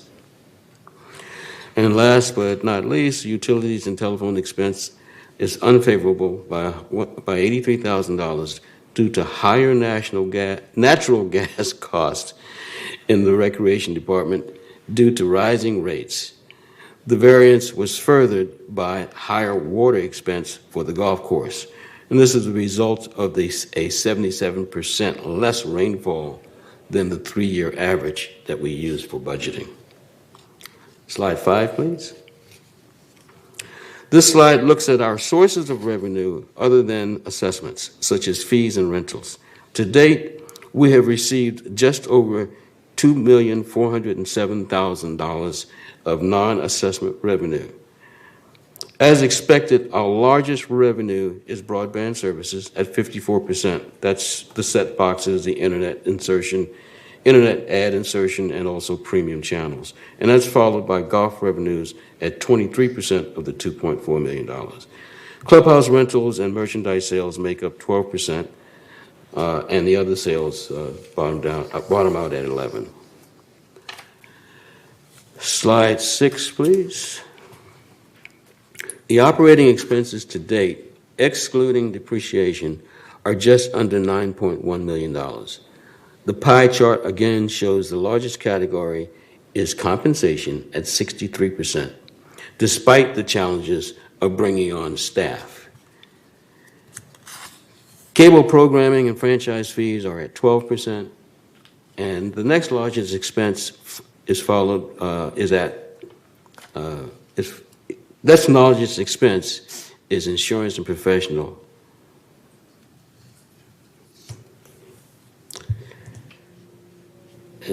Next slide, please. The reserve and restricted funds are shown here. Starting with the first column on the left, the reserve funds have a combined ending balance of $31.6 million. Restricted fund balances have an ending balance of $2.4 million. Those restricted funds are essentially contingency funds. Included in this total are contributions received this year through assessments, trust facility fees, and investment earnings or losses. The second column shows the work in process of $2 million for reserve and $43,000 for restricted, reflecting the amounts paid for projects not yet completed. The third column represents the resulting adjusted fund balance of $29.6 million and $2.3 million for the restricted fund. Slide 8, please. This slide shows our resale history from 2020 through 2022. Our community-wide sales so far total 256 through March. This is 50% higher than 2020 and 22% over 2021 for the same period. Most of these transactions generate the trust facilities fee, used as a source of revenue for our reserves. Please note that the new transfer fee is $7,500 and went into effect for purchase contracts entered into after January 1st or closing after March 31st, 2022. Slide 9, please. This listing gives you an idea of where the reserve money is committed. Of the $12.9 million appropriated by the board for various projects and equipment purchases, the remaining encumbrances against our reserve is $10.8 million, and this covers more than just 1 year, primarily for renovation projects. Restricted funds had a total appropriation of $50,000, and remaining encumbrances for that is just $7,000. Slide 10, last slide. We compare our adjusted fund balances to the historical balances for the past 5 years on this next chart, showing that GRF has averaged $25 million in reserve funds and $1.3 million in contingency funds over the last 5 years. As you can see, the fund balances have increased over the last 4 years as we prepare to address our aging infrastructure. We are expecting the GRF reserve study to be completed and presented to us in the near future, and we can make better judgments as to how to use these reserve funds. And that completes the report. Any questions? If we could go back to slide 1, it'll clarify what I'm asking. We understand, but sometimes our residents don't when they're looking at this, the difference between thousands and millions. Now, on many of the others, they put the K in parentheses after to show thousands. This says that it's in thousands, and yet the net revenue is 1 million. But if they read it just like this, they think it's 1,003. So if we put an M next to where it's a million, it would clarify easily rather than adding all the zeros that we would have to do that show it is a million. We'll consider that. When you say a million, that's really 1,000,003. And you could put a K behind it, but not necessarily an M behind it. But it looks like it's 1,003. If you compare it to the ones above it that are in thousands. And it says it's in thousands. So to differentiate that it's a million, we either have to put those extra zeros in it or an M or something like that. We'll consider that. Yeah. Okay? Okay. Thank Thanks. Any other questions? Good. Thank you. I guess I'll give my report as the Finance Committee Chair. We did meet this last April 20th, and we did endorse a couple of things that were actually presented to the board today. So what you saw today did get the financial endorsement, again, or recommendation to move forward. And that's it for the financial. Okay. No, Thank you. Yeah, thanks. That's it. So the next report will be Strategic Planning Committee, Debbie Dotson. Yeah, hi. We actually just met yesterday, and we had a good meeting. There's a lot of information that the committee needs, and so one of the things that'll be reflective in the committee, based on, again, on what Juanita said earlier too, is, we need the reserve study. We need information, and that's what we're doing right now, and we've been gathering information. I just sent out questionnaires to the committee members, and we're going to be working on those.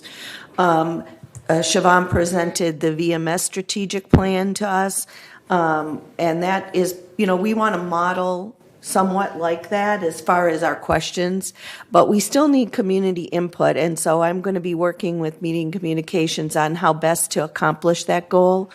We had determined several months ago that we didn't want a formal study, but we still need some questions answered, and that's going to be important. But strategic planning as a committee is more of a steering committee, and what we will be doing is when we determine the needs, then we can put everything together. We'll be working with all these other committees and then ultimately with the entire board.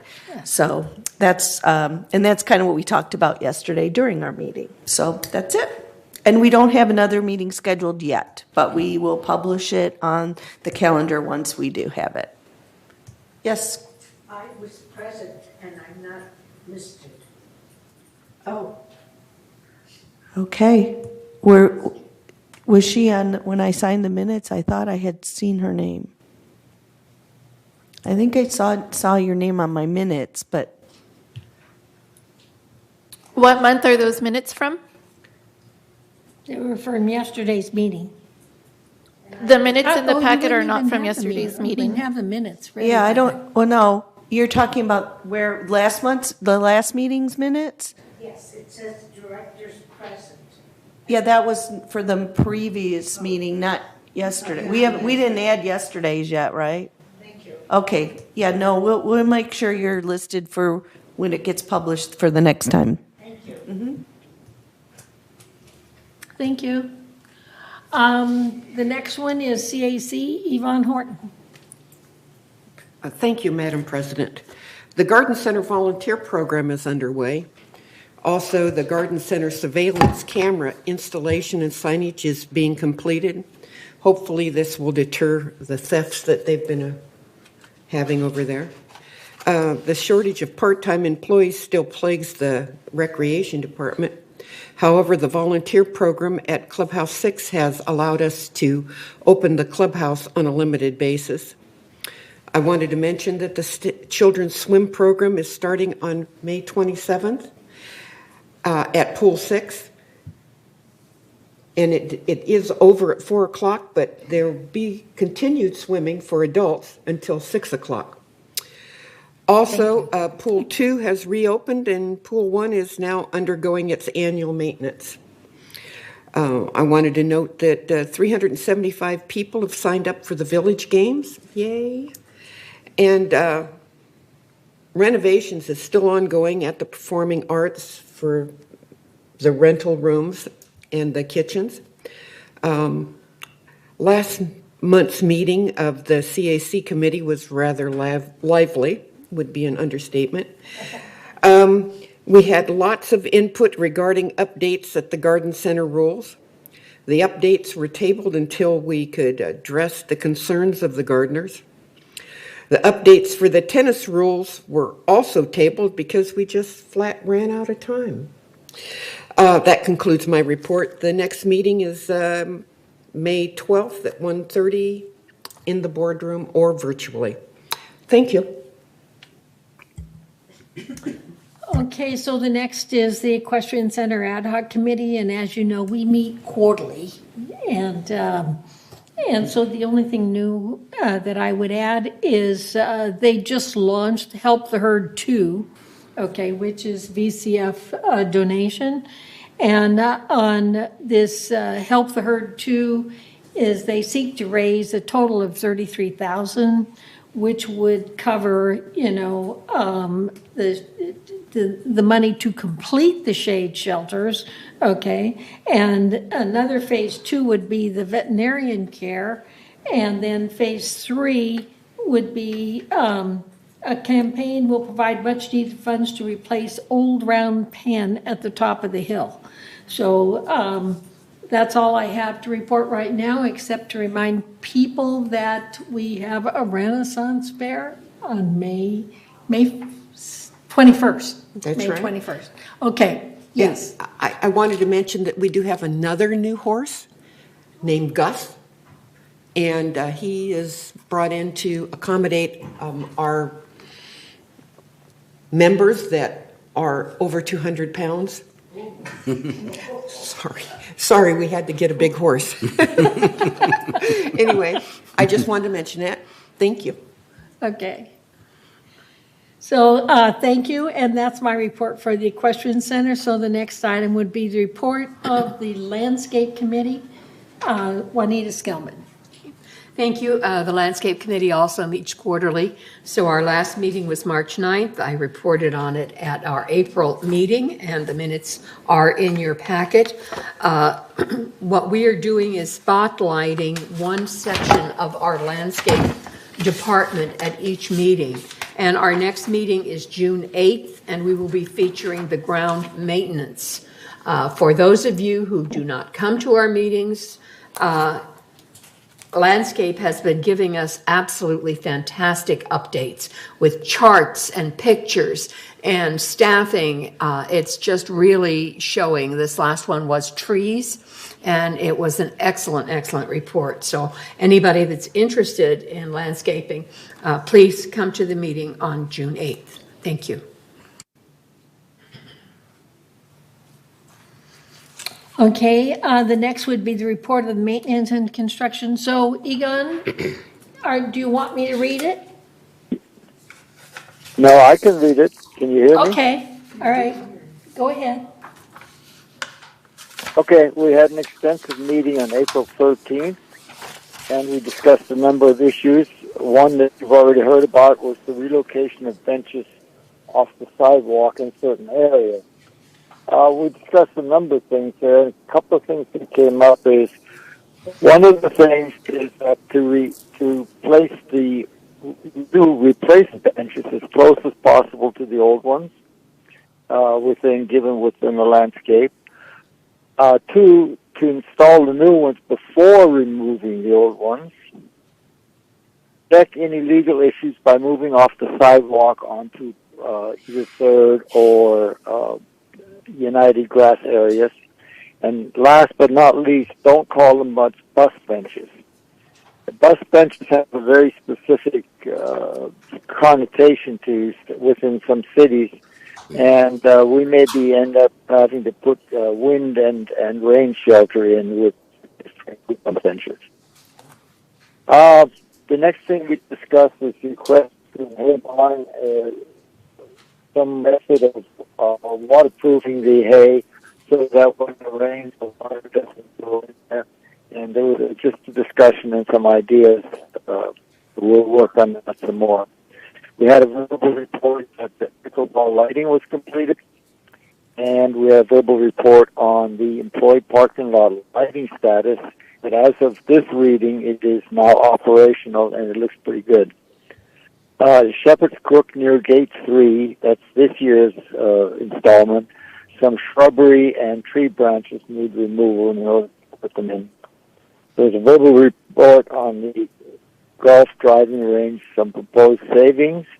And finally, in the open meeting, there was the Melrock Energy Management System.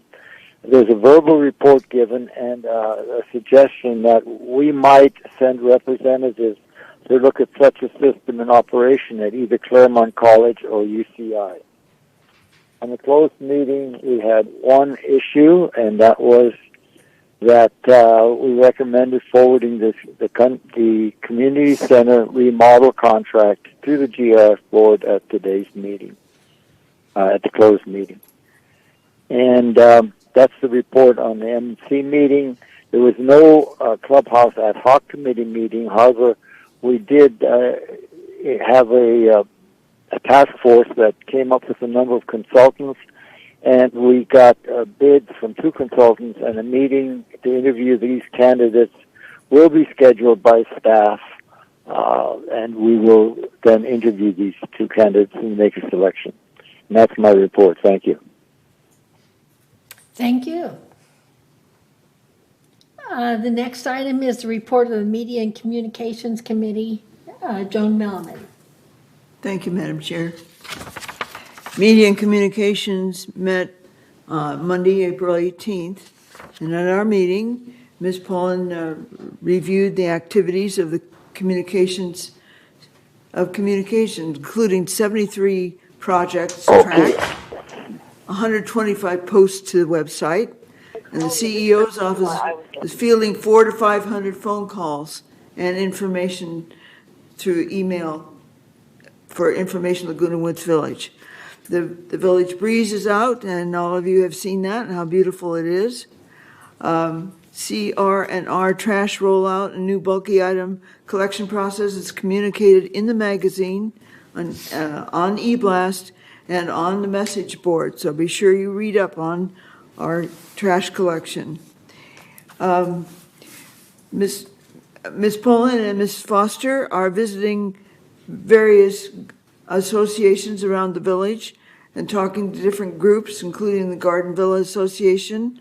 And they plan to continue to go out and meet with resident groups from time to time. New resident orientations and docent tours are in person and running well, and the request for new docents is received with a great response, and they are all in training right now. Attendance numbers are up and for new resident orientations and for the docent tours as well. On Village Television, Ms. Pullen highlighted several programs we already know. This day is broadcasting 6 days a week. We have movies Monday, Friday, and Saturday. The Trading Post show is alive and well. We also are seeing the city council meetings for Laguna Woods. The Let's Talk Tech show is up and running. There are over 2,000 minutes of original content on our Village Television. There's also a new show that's out on Sunday afternoons. It's called Did You Know? It's hosted by Rebecca Gillard, who is introducing people in our community from all over the world. So be sure and tune in. That's Sunday afternoons at 3:30. You'll also notice some new art in the lobby here in the community center. The Art Association is participating in the Earth Month Public Awareness Campaign, along with the famous artist Robert Weiland. And they're working with the Municipal Water District. So be sure and check out those paintings there in the lobby next to the community desk. Website is going to be being updated. We have now a completed website committee, and we'll be going forward with that very soon. And you'll be hearing from us over and over again and getting your input as to how to improve the website. Mr. Ortiz reported that there's been a 22% increase in subscribers compared to a year ago for Village Television and the YouTube channel. More people are streaming and using the internet to view a lot of their content. So our regular big channels, our movie channels, our big subscription channels are going down while internet is going up. That's as it should be as we change over to internet eventually. He reported that internet subscribers are converting many of them to higher speeds and because of the demand for bandwidth. So there's a lot of interaction with their devices going on in the village. One other thing I want you to notice, when you see Village Television now, you'll notice there's a new desk in the studio, and that new desk was almost a gift to us. It cost only $2,000 as opposed to the $17,500 we'd set aside for a new desk. We got it from another company that offloaded some of their old, quotes, old furniture, but it's pretty new to us. It's beautiful. Ms. Paulin stated that we're looking forward to getting a schedule for an advisor handbook that's going to be coming out, and deadlines for that will be posted soon. Also, staff is waiting to hear back from the West Coast Internet regarding prices increase and so on. We'll be dealing with that next time, and our next meeting will be Monday, May 16th at 1:30. That's the end of my report. Thank you. So the next item will be mobile vehicles, and I would like Dawn to continue to security and community access. All right. Staff Officer Robert Carroll gave us an update on our ridership program. As you know, that includes the fixed route, the journey program, and the boost program. And as of the 1st of April, the trends are going up since the start of COVID a couple of years ago. And as of April 1st, we are about 2/3 back to our numbers of 2 years ago.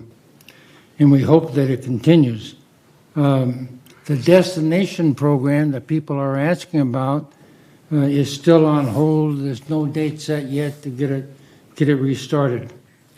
The committee was provided some up-to-date vehicle delivery services. We are still lacking some because of delivery is just slow, as it is all over. We had some good discussions.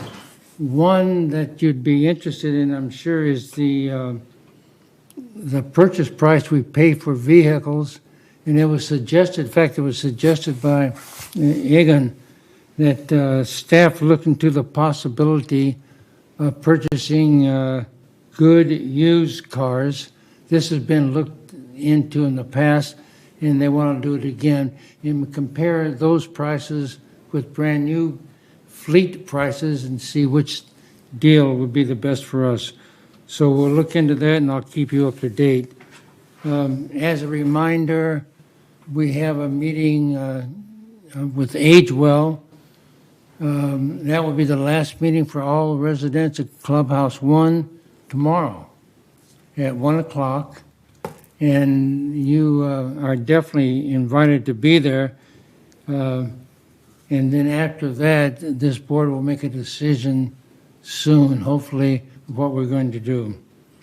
Our next regular meeting will be on June 1st at 1:30. Now, the next update is for security. We have a new chief of staff, Eric Nunez. He's a retired police chief of different areas. His last assignment was when was up by the Rossmore area. As you know, Rossmore is a retirement community, so he is familiar with retirement communities. A few of the highlights of the meeting, we had 28 falls by residents who needed service. They fell, they couldn't get back up. And that's a little higher than it was the month before. In area of compliance, we had 54 illegal occupancies, 63 unauthorized alterations, and when those are caught, they have to be undone and redone properly, so it's expensive. If you want an alteration, follow the procedures. Carport clutter, there were 63 areas reported with a lot of stuff. We had 52 illegally parked cars, and for some reason, we're getting more cars than we've had in the past. We have a limit of how many cars you are supposed to have, but some people are going over it. Two discussions and recommendations will be coming up at our next meeting, and I'll give you a heads up on it. It's the staff is recommending the installation of solar-powered stop signs in about, where they're needed to help reduce speed and accidents. And we discussed, and the committee supports it. And the other discussion was additional stop signs. We want about 21 stop signs where we've had a lot of complaints from residents, a lot of speed, and we think that will help reduce that problem. Also, we approved or recommended to come. I thought it would be here at this meeting today, but it's not. But you'll be getting next month the installation of no bicycles allowed in Aliso Creek. People are still going in there, and they are not allowed. The last item that came up from a resident was the policy we have on drones. She wanted to know if we could fly drones in here, and the answer is no. Drones are not allowed. In fact, Eileen Paulin sent me a policy that this board approved 2 years ago that drones are allowed only by staff as needed. That's the end of the report. Our next meeting will be June 27th at 1:30. Thank you. Good report.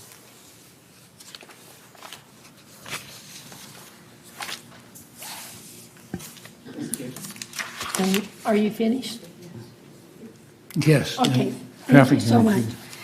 The next item is the report on Laguna Woods Village traffic hearings, and that's Director Addington. Thank you, Madam President. The regular meeting of the Laguna Woods Village Traffic Hearing Committee, which includes Golden Rain Foundation, Third and United, and 50 representatives, met on April 20th in the morning in a hybrid meeting.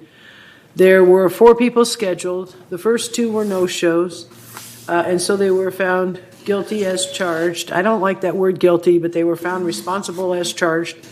One was a contractor truck that was parked in guest parking, and it was, warned a couple times, and the tires were marked, et cetera, and they just wouldn't move. And then when the officer went and tried to contact the person who the contractor was listed to, he had no luck, so he was ticketed, and then they didn't show up, so that was guilty.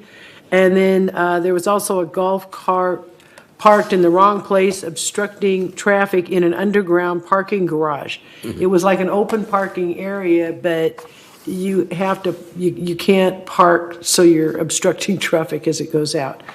And they didn't show up either, so they got a fine.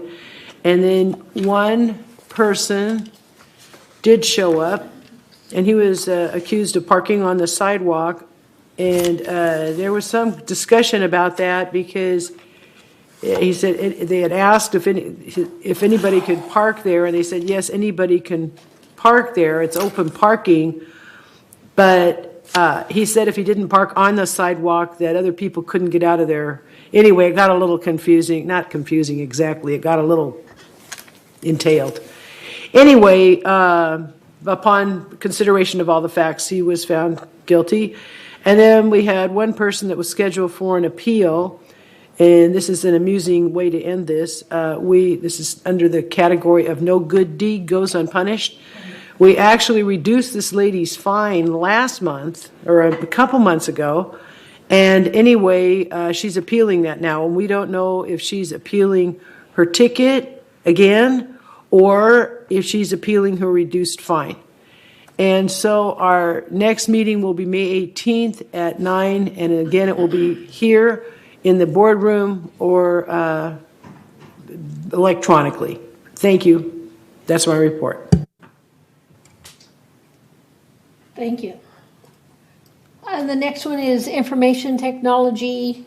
I almost forgot you. Sorry. Okay, report of the Disaster Preparedness Task Force, and that's Director Skillman. All right, the Disaster Preparedness Task Force only meets every other month, so our meeting was March 29th. I gave a detailed report at our April meeting, and the minutes are in our packet. We had the regular radio drill in April, and 15 of 16 people were responding. And we look forward to our next meeting on May 31st at 9:30 in the boardroom and as a virtual meeting, at which time we will welcome Eric Nunez, our new security director. And that's my report. Thank you. The next report is Information Technology Advisory Committee, Director Hopkins. Yeah, thank you, Madam Chair. As you know, the ITAC committee meets weekly, and just recently we signed the contract with our Microsoft partner Avantika, and thanks to Bunny and all those who contributed to signing of a great contract where we've got a full schedule of activities over the next 2.5 years while we implement this life-changing project within the community. So that's my report. Okay, thank you. So at this point, we've got the contract signed, and so Chuck is working with them in order to see what the workflow is going to be, right? Right. Okay. We're now planning all of the activities for the first phase. Okay, great. And moving forward with that. As you know, Chuck will be out after this meeting coming up, he'll be out for the next 2 meetings, but the work will still continue to go on. Madam Chair. Okay, thank you. Madam Chair. Yes? I just want to refer everybody to the article in the Breeze, this current Breeze, on this very thing. It's a huge article. If you didn't see it, there's a big report from ITAC. Yeah, thanks, Joan. It's a great article. It was written by all of us, mainly Debbie, and but it is a great article and really explains a lot about what this project is all about and how beneficial it will be for us now and into the future. Okay, thank you. I have to read that yet. Okay, the next item is the website Ad Hoc Committee, Director Millman. Wow. Well, we just formed, so we're in the process now of going forward with our meetings, as I explained in my media and communications report. So you'll be hearing more from us soon. Okay, so the Insurance Ad Hoc Committee will have their first meeting on May 9th. And I'm proud to say that we have some people that have insurance experience. Insurance, one of the advisors was an advocate for insurance. And we'll basically be looking for all avenues of insurance that might improve the situation that we have right now. But my conversations with Anthony, last year, was the fact that we need to, as a community, the directors look into all avenues and see if there's any way to bring down the insurance costs. One of the things that was not on here, the purchasing task force. And at this point in time, we've worked with staff and we've done quite a bit of updating. And so we will be having another meeting with this month sometime in order to review some of the changes that were made to the purchasing policy, which was updated to help sort of help the transition going into the ERP system. And basically it's a lot more detailed than it was before. I can tell you that. So I'm looking forward to that meeting. We're almost complete with our efforts to do that, to put the package together, and then we would bring it before the boards, to approve. So that's the reports, and so I see there are no further agenda items. Is there any comments or requests for future agenda items? So if there's okay. No, I just want to, we're going to be putting on what we talked about earlier with the clubhouse updates. That should be on future agenda. You're absolutely right. Yeah. Okay. So that is, clubhouse maintenance plan program. Yes.